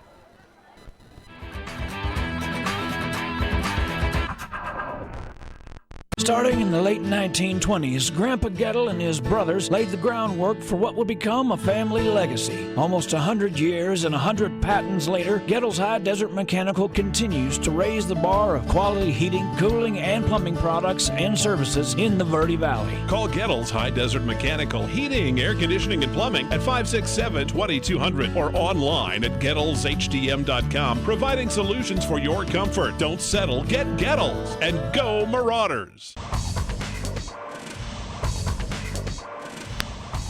Marauders will be back to return the kick on the field goal from the Seton Sentinels. That one's going to take a nasty hop. Fouch is going to return it around the 15-yard line, trying to make something out of nothing past the 30-yard line. Fouch is still on his feet and gets tackled out of bounds. Yeah, and Foucha really showing that speed and get thrown out of bounds a little bit late there. Marauders, Sentinels having a few words with each other, but everybody keeps their cool, no flags or anything, and Marauders are going to take over here and try to get some points. Philip, we've talked about this the last few games. Very young team we have here in Mingus, and these guys are just building, and we've seen some seriously bright spots, including the score. What a huge touchdown pass from Harrison. So I'd like to build on that. Let's see another few points here. Yeah, we've seen a lot of bright spots on the offensive side. Andrew Nair has got a touchdown, and he's been a big connection for Harrison. Harrison is going to take it this time past the 40. He's going to slide for a small gain, and he will get the first down. Possibly may have been just a little bit short. And yes, he was. He'll be a few yards short. But also, Trevor Hoke on the defensive side, number 14, has been doing solid so far, finding his way and getting some tackles in the absence of Clay Griffin. Yeah, definitely a force on the defense leading into those tackles. We haven't given too much credit to Hoke, and he deserves it being at the bottom of them piles. And boy, can I just say, I love the slide. I just love Harrison's slide. That's how you get 8 yards and just get down safely. That's just a beautiful play by the sophomore. Harrison takes the snap in the shotgun. He's going to hand it off to Meyer on the right side. Meyer looking for some blocking. He'll find it. He'll get the first down. And there's going to be a flag on the field. Yeah, it looks like maybe they're going to get Seton Catholic on the late one here. We'll see what it is. And we're still waiting for the call from the referee down on the field, the line judge there. And it is going to be a personal foul. Face mask call on Seton Catholic. And that's going to push the Marauders up 15 yards and give them a first down. Yeah, keep this drive alive, and that's exactly what the Marauders wanted to do. Now remember, the last drive, they did march down the field. Yep. Just came up short, missing a field goal. And, boy, Rennick's been real close on them. Both the field goals we saw tonight, which we love seeing in high school football, just wide. So Rennick will get a few more chances at those, I'm sure, during the rest of the season. Yeah, and that's definitely what you want to see. And also, almost a touchdown pass to Peter Calandra, just a little bit off target from Zachary Harrison. We've seen the Marauders' offense is really starting to put some drives together here later. We know that they have scored touchdowns in the second half of games. We saw that at Combs. We saw it at Mesquite. And we're seeing it here tonight. Harrison on the left side. It is complete, and the ball is out of bounds. So it is actually going to go incomplete. Pass intended for Calandra.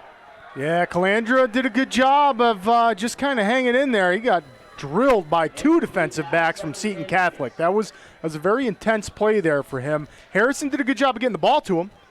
Yeah, it was a nice pass, and then just a good defensive stop right there by the by number 3. That is Andrew Rodriguez. Yeah, that's Andrew a huge hit.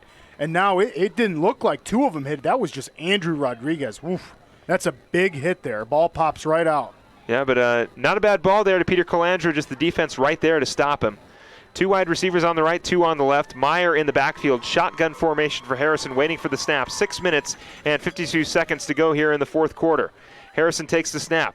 Looking for the pass on the left. He's going to go back to Foucha. Foucha's going to make the catch, but there is a flag on the field. Line judge threw the flag on the sideline. Not really sure who it was on. Now, it looks like he's pointing over to the Mingus side. Yeah, and that's exactly what it's going to be. So it is going to be a penalty on the Marauders. That's going to push them back 5 yards. Coach Ortiz not happy about that call. Oh, gotta love the attempts by Harrison. I mean, we talked about bringing that pass game to fruition, complementing the run game. So Harrison doing a great job at just making the completions. Unfortunately, flag on that play, so it's going to come back. But Falcha, again, with another clutch grab in the middle of the field. But we're going to have to play that one from a further distance, being that there was a flag. 6 minutes and 30 seconds to go here in the fourth quarter. 41-7, the Sentinels are leading. It has been all Mikey Castro. Shotgun formation, handoff. Nope. Meyer's going to throw. Harrison's going to throw. He's going to make the catch to Nair, but the ball is incomplete. Oh, so close, so close. And Nair just coming up very disappointed there. He was really close to bringing that one in, and what a ball by Harrison. Harrison found a real tight spot to put that ball, drops back in the pocket, looking comfortable, as you can see on your replay. And, oh, boy, Nair just misses that one. Yeah, again, not a bad spot from Zachary Harris to put that one, but incomplete is the call. 3rd and 15 now for the Marauders on the 47-yard line, going from left to right on your radio dial. And can't take anything from there on that. Nathan Woolsey on the defensive play, and he did a great job just keeping his hands in there. So Harrison trying to find Nair or any one of these receivers at this point. Shotgun formation now for Harrison. Man in motion, that is Jimenez. He's going to take the snap. Harrison looking to pass, dropping back down the sideline, looking for Falcha, and it is incomplete. Flag is down, and it's going to be pass interference. Yeah, they're definitely calling that one. Definitely outsized Falcha was, but sprinting down. He did a great job trying to make something on that play, and they did. Now it's going to be a pass interference. And Seton Catholic and Marauders are going to get a first down here. Falcha, along with Nair, have been kind of not necessarily newer targets, but just going to them a little bit more. And it's nice to see Harrison passing the ball a little bit more, and hopefully they can start to offset this and hand it off to Drew Meyer, and he can find himself in the end zone. Yeah, and Andrew Rodriguez on the defensive play there. And just like the previous play, great defensive back work by the Sentinels. So I got to give these guys credit. Falcha was in the right place at the right time, but so was Rodriguez. So these guys are putting together a game, and Marauders end up with the first down because of that flag. So let's go Marauders. One more time here. So 1st and 10 for the Mingus Marauders on the what looks to be the 32-yard line. Under 6 minutes to go here in the fourth quarter. Harrison making his way back into the shotgun formation. 2 wide receivers right, 2 on the left. Drew Meyer in the backfield for him. Man in motion, that is Calandra. Takes the snap. Harrison, short pass. It's Nair, and it is caught. What a great grab by Nair. Low by his waist. He's able to hang on to it and fall down for a short gain. Yeah, just a great 8-yard play, and that's a good route ran by Nair. Harrison knew exactly where he was going to go with that ball as soon as he took the snap, and just a well-executed play. So Nair with a great grab, and it is going to be now 2nd and 3rd for the Mingus Marauders, putting together a little bit of a drive here. Did it last time, and they're doing it again here. Shotgun formation. Harrison takes the snap. Looking.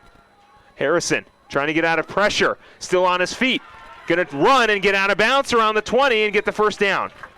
Just an impressive athletic play by Harrison, breaking free of the pocket. You see here on your replay, Harrison steps up, a lot of pressure in the pocket, and makes a few moves, gets to the outside, and picks up the first down. So Marauders are going to keep driving here. 1st and 10 now for the Marauders on the 15-yard line. We're getting close to, we are under 5 minutes and 30 seconds to go here in the fourth quarter. Marauders still down 41-7. Just looking to answer back and put some points on the board. Shotgun formation for Harrison. 3 wide receivers left, 1 on the right, Meyer in the backfield. Harrison takes the snap. Looking. Pressure coming. Pass is complete to Andrew Nair. Nair right up the middle, fighting his way. Still on his feet, into the end zone for a touchdown. How about that? The 2nd touchdown for Andrew Nair. Fire the cannon because the Marauders have just scored. Yeah, and what a pass play. Harrison to Nair again. We're going to see that the rest of the season. These guys are doing great so far. A way to capitalize the adjustments made at halftime. We're seeing it live out here on the field. It's phenomenal. Yeah, we're starting to see the preparation for conference play here, and how about that? Andrew Nair, his 2nd touchdown of the night, and Rennick will look to make it 14-41. 5 minutes and 19 seconds, to go here in the fourth quarter. Marauders putting together a couple drives here. Looking good. Building on this, and that's what we talked about. One of the keys to the game was getting the passing play you brought up, Phil, and these guys are doing it. Actually, the Marauders are going to go for 2. Falcha in motion. Harrison in the shotgun formation. Looking over the middle, back of the end zone. Clutch Calandra with the 2-point conversion. And how about that? We were wondering when his number was going to get called. He gets called in the back of the end zone for the 2-point conversion. Yeah, great job, Calandra, getting up, bringing the ball in. We saw this at Cholo twice. We saw it again tonight. These guys on the 2-point conversions have been clutch so far. And it's nice to see Zachary Harrison, a beautifully placed ball, and a great job by Calandra in the back of the end zone to make that catch. Falcha coming in on motion on the right side, and then Harrison, just as pressure is coming, able to make a beautiful throw to his receiver in the back of the end zone. 15-41 is our score. Marauders will kick it away and will be on defense when we come back on KYBC and Verde Valley TV.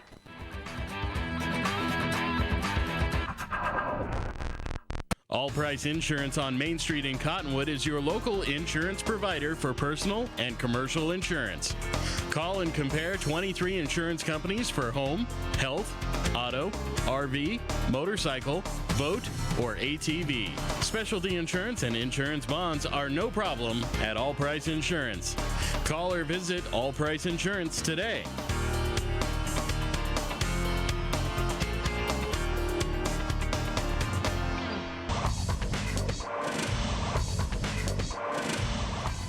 So a touchdown to Andrew Nair and an extra point to Peter Calandra in the back of the end zone. 15-41 goes our score. 5 minutes and 19 seconds in the fourth quarter. And, well, the Marauders putting together some nice drives, able to find touchdowns this time. First to Andrew Nair on the right side in the earlier part of this quarter, in the third quarter, and then here in the fourth, they find another touchdown. We're starting to see it being put together out here, and that's beautiful. The passing plays from Harrison just showing poise, maturity. Great balls he's placing on these wide receivers. Rennick will send it downfield. It's going to be an onside kick, and the Sentinels are able to recover it over by the 48-yard line, on their own 48-yard line.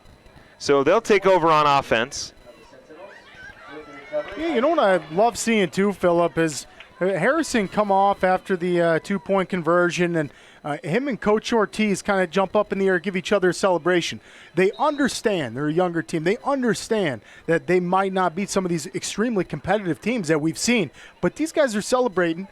They're building on the momentum that they have, and that's what you love to see. These guys are still amped up on the sidelines. There's a big score differential out there, and we're getting close to the end of the game with 5 minutes, 16 seconds left, but these guys are still celebrating on the sidelines after big plays like that. That's what you need to build on. Well, that's the thing, is you just kind of building the momentum and just carrying yourself into conference play as much as possible. That's going to be Sycamore. He is going to get stopped after about a 3-yard gain. You can kind of see the smoke kind of hazily going through still continuing through the field from the cannon, and that kind of reminds me, the Whiskey Fire up in Flagstaff has been causing some smoke issues down here in Cottonwood and the Verde Valley and into Clarkdale and Jerome.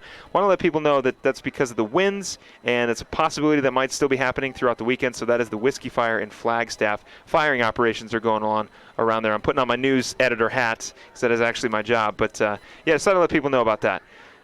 Fumble down on the field, but it is recovered by the Sentinels behind the line of scrimmage. And that's definitely going to be the backup in there that just bobbled the snap. But going back to the foggy haze there, Phillip, everyone in the Verde Valley knows the Marauders scored. We can see that haze rolling out through the lights, these bright lights at Bright Field. Well, I just wanted to throw in case there was just a little bit extra haze than the usual cannon fire haze. Like I said, it's from the firing operations, the Whiskey Fire up in Flagstaff on the Coconino National Forest. Anyway, 41-15 is our score. 4 minutes to go here in the fourth quarter. 3rd and 11 now. Walikata back in there, shotgun formation. Takes the snap, drawing back, short pass over the middle. It is caught past the 30, breaking free past the 20. Calandra trying to make the tackle past the 10, and tackled around the 5-yard line for a big gain. That is number 15 for the Seton Catholic Sentinels. That is Andrew Scranton. Yeah, and Scranton just did a great job of bringing that ball in and getting downfield. And, hey, kudos to Calandra for catching him and getting a hand on a jersey, not letting him get in the end zone, and held him for Trevor Hoke to come in and finish off the play. So, okay, Marauders by keeping him out of the end zone, but Seton Catholic just really, really putting the pressure on with these weapons they have. 3 minutes and 15 seconds here in the fourth quarter. 41-15. Seton Catholic marching down the field now on the 5-yard line. First and goal for the Sentinels. Handoff up the middle. Sycamore tackled behind the line. A great tackle. That is number 75 for the Marauders. And that is Anthony Islis. And how about that? Yeah, and Islis, a big family name coming through the program. I play with Logan, and his father coached us a few years. So Islis, big name out there. And these guys holding them on the goal line. Got to love the Marauders. Big goal line stand here. So shotgun formation now. They're going to hand it off right up the middle, and it looks like they're going to get into the end zone for a touchdown. That time it is number 22, and that is Austin Bennett on the touchdown for the Seton Catholic Sentinels to extend their lead. Yeah, not too much real estate to go there for the running back. He just had a couple yards until he was in the end zone. So Mingus defense giving up another one, but hey, nonetheless, we're building on offense, and that's what we're going to talk about come the post-game show. But we've seen positives we've seen. Exactly, and that we'll definitely be touching that on the post-game show. Of course, don't go anywhere once this game's over. We'll wrap things up and get you ready for next week's game against Coconino. That'll be right here, back at Bright Field before we hit the road up to Kingman to take on Lee Williams. Lee Williams. Yes, thank you very much. That one is through the uprights and good. 48-15 goes our score. And, the Marauders will look to bounce back and answer back as they have. Got a great touchdown to Andrew Nair early on, got another one later, and, they'll look to continue their momentum into next week's game against Coconino. We'll be right back. Don't go anywhere on KYBC and Verde Valley TV.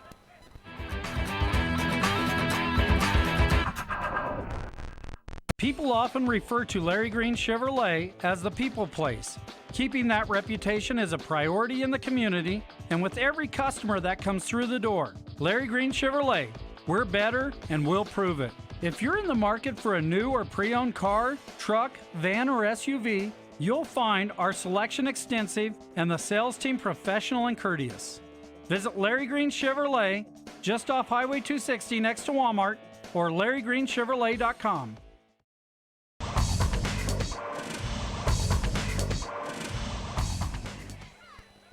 So 48-15 is our score. 2 minutes and 28 seconds to go. That ball recovered on the 30-yard line. Marauders trying to cut back around by the 39-yard line over by the 40. That was Alvarez on the return. Yep. He's had a couple returns from that squib kick.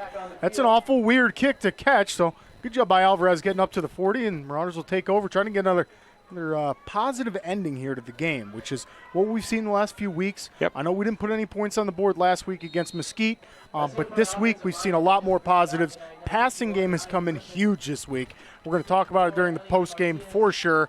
But Harrison to Nair, Harrison to Calandra on these 2-point conversions, which is awesome. We've seen Falcha a few times been targeted. That's real nice. Right. He's a speedy guy. He catches real estate. He's gone. And we have a flag on the field, and it's more than likely going to be a false start for the Marauders. But yeah, we're definitely seeing a lot of positives. Trevor Hoke on the defensive side, Jace Becerra on the defensive side, Clay Griffin before he got hurt Ryan on Griffin, the defense. Ryan Griffin playing on both sides of the ball as an offensive lineman and a defensive lineman. Wilson in the backfield. That's right. These guys are starting to put it together. Yeah, Rennick had a great stop. Nair had a great stop on defense. Of course, we'll touch more of this at the post-game show, but just kind of, we knew this was going to be a tough front portion of the schedule, and the Marauders are doing a pretty good job just building every game.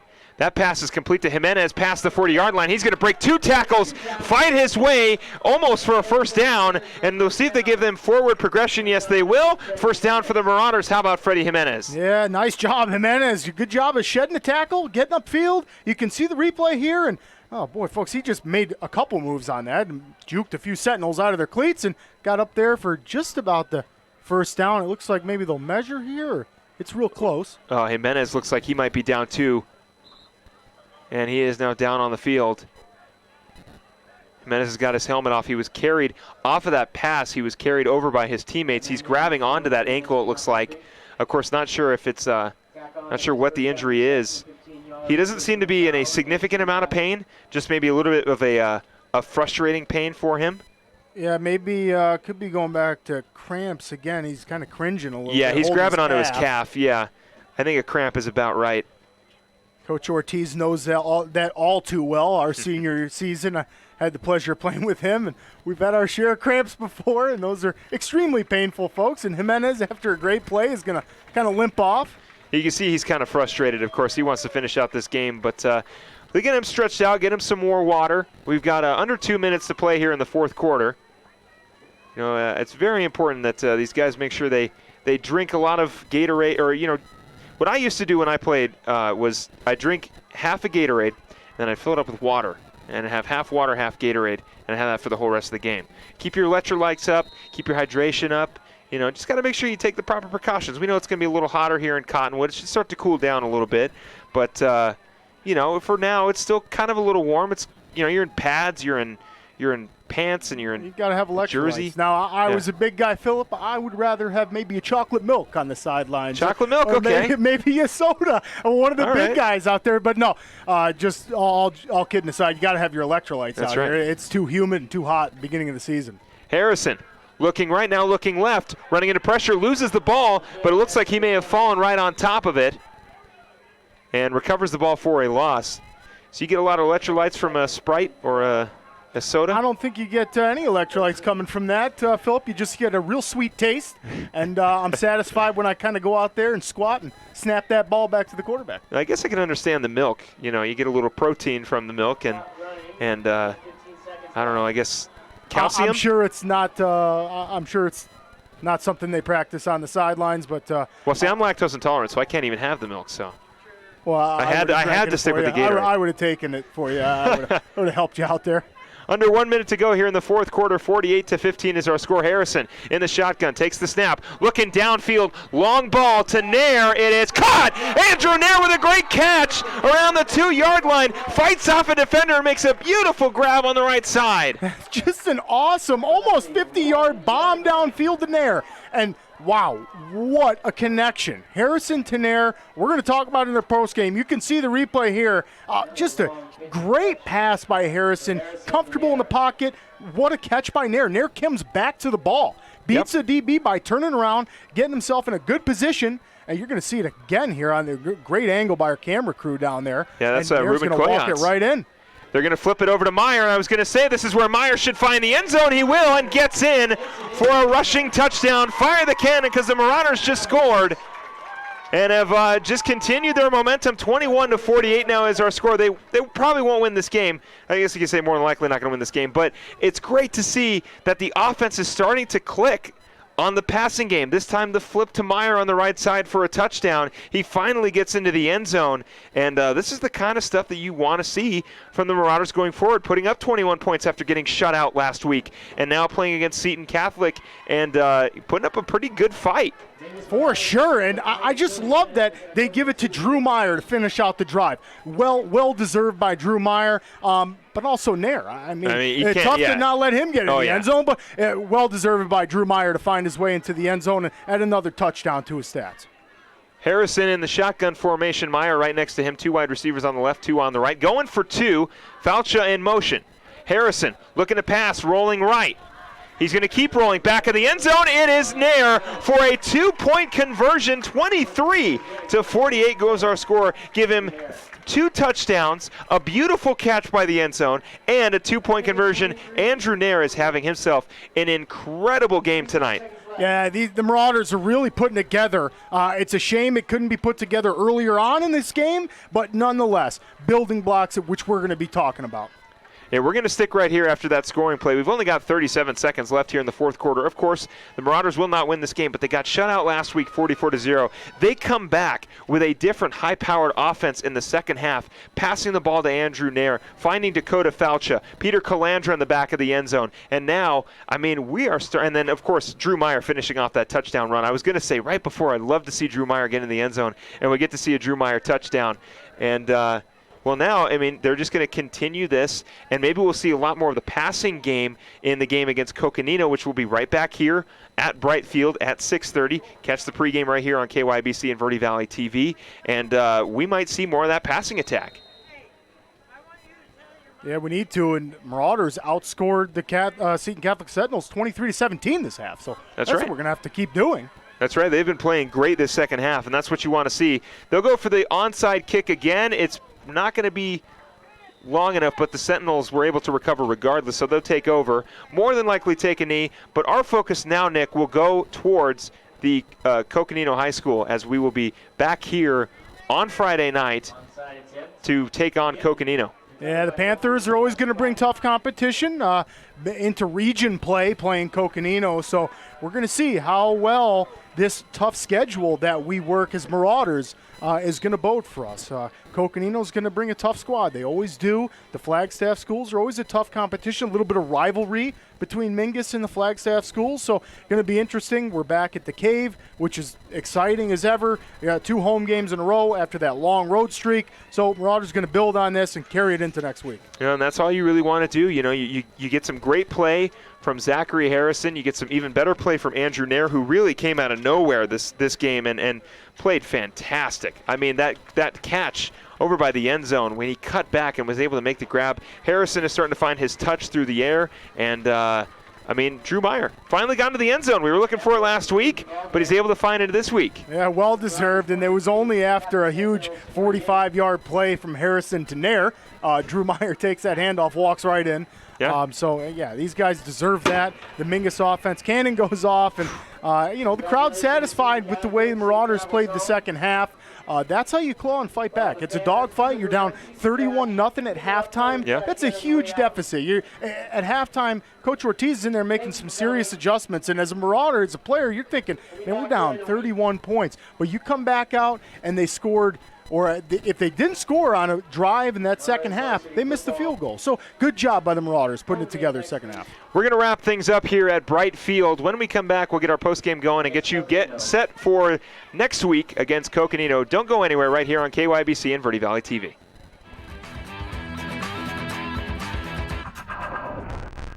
Since 1925, Tiffany Construction has worked with developers and local and federal government to build, expand, and improve infrastructure, roads, drainage systems, and subdivisions. From concept to completion, the Tiffany Construction team provides a full complement of construction services and state-of-the-art delivery methods customized to fit your needs and budget. They're Arizona's longest tenured family-owned and operated civil contractor and proudly serving the Verde Valley since 1991. Tiffany Construction, knowledge and experience to bring your project to reality. All Price Insurance on Main Street in Cottonwood is your local insurance provider for personal and commercial insurance. Call and compare 23 insurance companies for home, health, auto, RV, motorcycle, boat, or ATV. Specialty insurance and insurance bonds are no problem at All Price Insurance. Call or visit All Price Insurance today.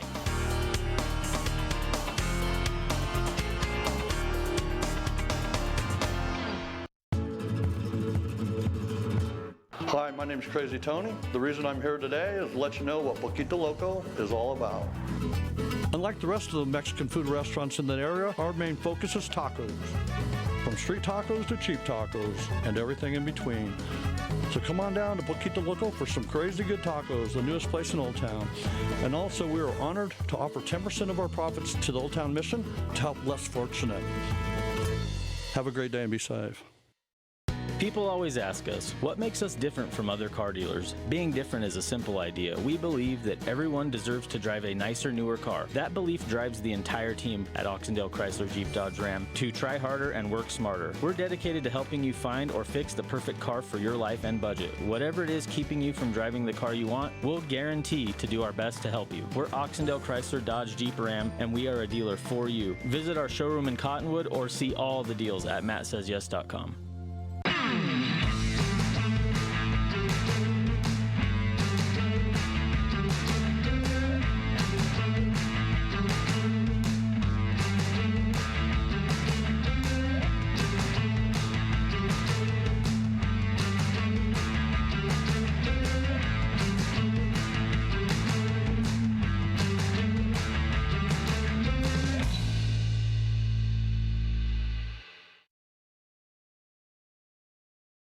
Starting in the late 1920s, Grandpa Gettle and his brothers laid the groundwork for what would become a family legacy. Almost 100 years and 100 patents later, Gettle's High Desert Mechanical continues to raise the bar of quality heating, cooling, and plumbing products and services in the Verde Valley. Call Gettle's High Desert Mechanical Heating, Air Conditioning, and Plumbing at 567-2200 or online at GettlesHDM.com, providing solutions for your comfort. Don't settle. Get Gettles and go Marauders.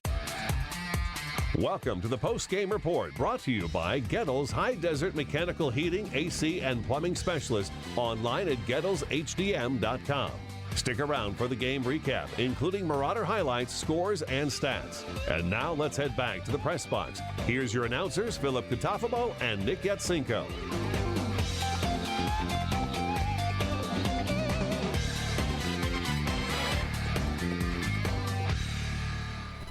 Welcome inside the press box for the Gettles High Desert Mechanical postgame show. Philip Katafamo alongside Nick Yatsenko. Want to thank you for joining us here on KYBC and Verde Valley TV. Nick, it was a tough first half, but the second half, I think we're starting to see the Mingus offense start to blossom. Yeah, no doubt about that. Mingus offense really turned it on. Mingus offense really turned it on in that second half and really started to put it together. I'd like to see that happen in the beginning of the game, but hey, it's learning blocks that the Marauders are going to have to go by, and they put together a great second half, and that's all you can build on. They'll need to put the passing game and the running game together. We're seeing a lot of lopsided drives where it's all passing or all running, right? But yeah, boy, the connection Harrison to Nair tonight was real fun to watch. Yeah, I was going to say it wasn't Andrew Meyer, but it was a different Andrew Nair, who had a huge game for the Marauders on the receiving end, and he is looking like a possible number one option for Zach Harrison, outside of course, of Peter Clutch Calandra. Right. And Clutch Calandra had another 2-point conversion catch tonight, which is just awesome to watch. But yeah, Harrison's put up some good yardage, and he's finding Nair. He's finding these receivers. He found Falcha a few times tonight. So we're going to utilize our weapons a little bit differently and hopefully put together the running game with that. It's going to be dangerous. Now we'll take a look at some of the stats for the Mingus Marauders. And, of course, like we mentioned, Andrew Nair, 153 yards receiving and 2 scores and 1 2-point conversion for him. Just been clutch. Oh, a huge breakout game. A huge breakout game. There you go. You see him right there. 157 yards on 10 receptions. Huge plays. They were huge plays that needed to come at that time in the game. And Harrison, we saw so much good poise from him tonight. Right. Maturity, dropping back in the pocket, making the right plays when he had to tuck it and run. You see his stats, no interceptions. That's a huge plus for him. 17 for 29. 195 yards, almost breaking that 200-yard barrier passing. We didn't see near that last week. So it's awesome to see the off balance there. We just got to add in that run game with that and combine the two. Well, speaking of the run game, Andrew Meyer himself also found the end zone at the end there. I tell you, Nick, I was just about to say that they should go to Meyer on that run, and then what do you know they do? 13 carries, 61 yards, 1 touchdown for Andrew Meyer at the end there. He was the last scoring touchdown for the Mingus Marauders before the 2-point conversion to Andrew Nair. But a great bounce-back game for the Mingus Marauders. Of course, they did lose, but this is the kind of things that you want to see against a team like Seton Catholic, where they're able to rattle off a few touchdowns at the end of the game and really just carry some momentum into next week against Coconino. And region play. This is when we start to play the teams in our region, and we talked about it a couple pre-games now. We've stacked our schedule. These teams we're playing are great. We've seen some real good quarterbacks, real good running backs, and we got a young squad here in the Marauders. And Coach Ortiz has got these guys. They obviously made great adjustments at halftime. That was fun to watch them come out in the second half and totally revamp what they were doing from the first half. Going airmail. I mean, Harrison to Nair was the connection tonight, so that was fun. Yeah, and then on the flip side, of course, for the Seton Catholic Sentinels, Mikey Castro. I mean, when that kid found a hole, he cut right through and did not stop until he hit the end zone. Yeah, he Absolute was dangerous. Speed. He was dangerous. Anytime he found any light, you can see 11 carries, 129 yards, 2 touchdowns. And that's only on the ground. Right. He had some passing touchdowns as well. He was impressive, a dual threat weapon. Extremely tough to stop. Usually as a defense, you're focused on a dual threat quarterback, but this team also had a dual threat running back who can catch it too. So you can see him as a wide receiver. 2 receptions, 53 yards, just huge plays. Yeah, 1 touchdown. Huge plays. So, Castro was definitely a dagger tonight, but what a great athlete. And he's only a sophomore. That's He's right. going to have a couple more seasons for Seton Catholic. Well, we're going to get you wrapped up here when we come over to the other side of this break, get you ready for Coconino next week. When we come back, we'll wrap things up here at Bright Field. Philip Catafmo alongside Nick Yatsenko for the Gettles High Desert Mechanical postgame show. Don't go anywhere. We'll be right back to wrap things up here on KYBC and Verde Valley TV.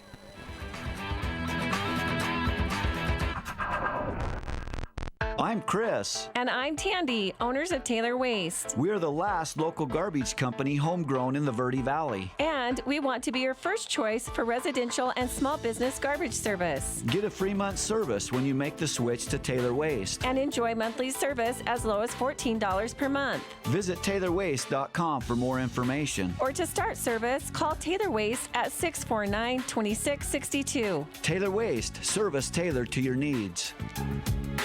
People often refer to Larry Green Chevrolet as the people place.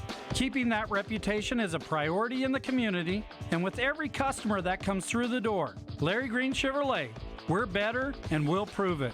If you're in the market for a new or pre-owned car, truck, van, or SUV, you'll find our selection extensive and the sales team professional and courteous. Visit Larry Green Chevrolet just off Highway 260 next to Walmart or LarryGreenChevrolet.com.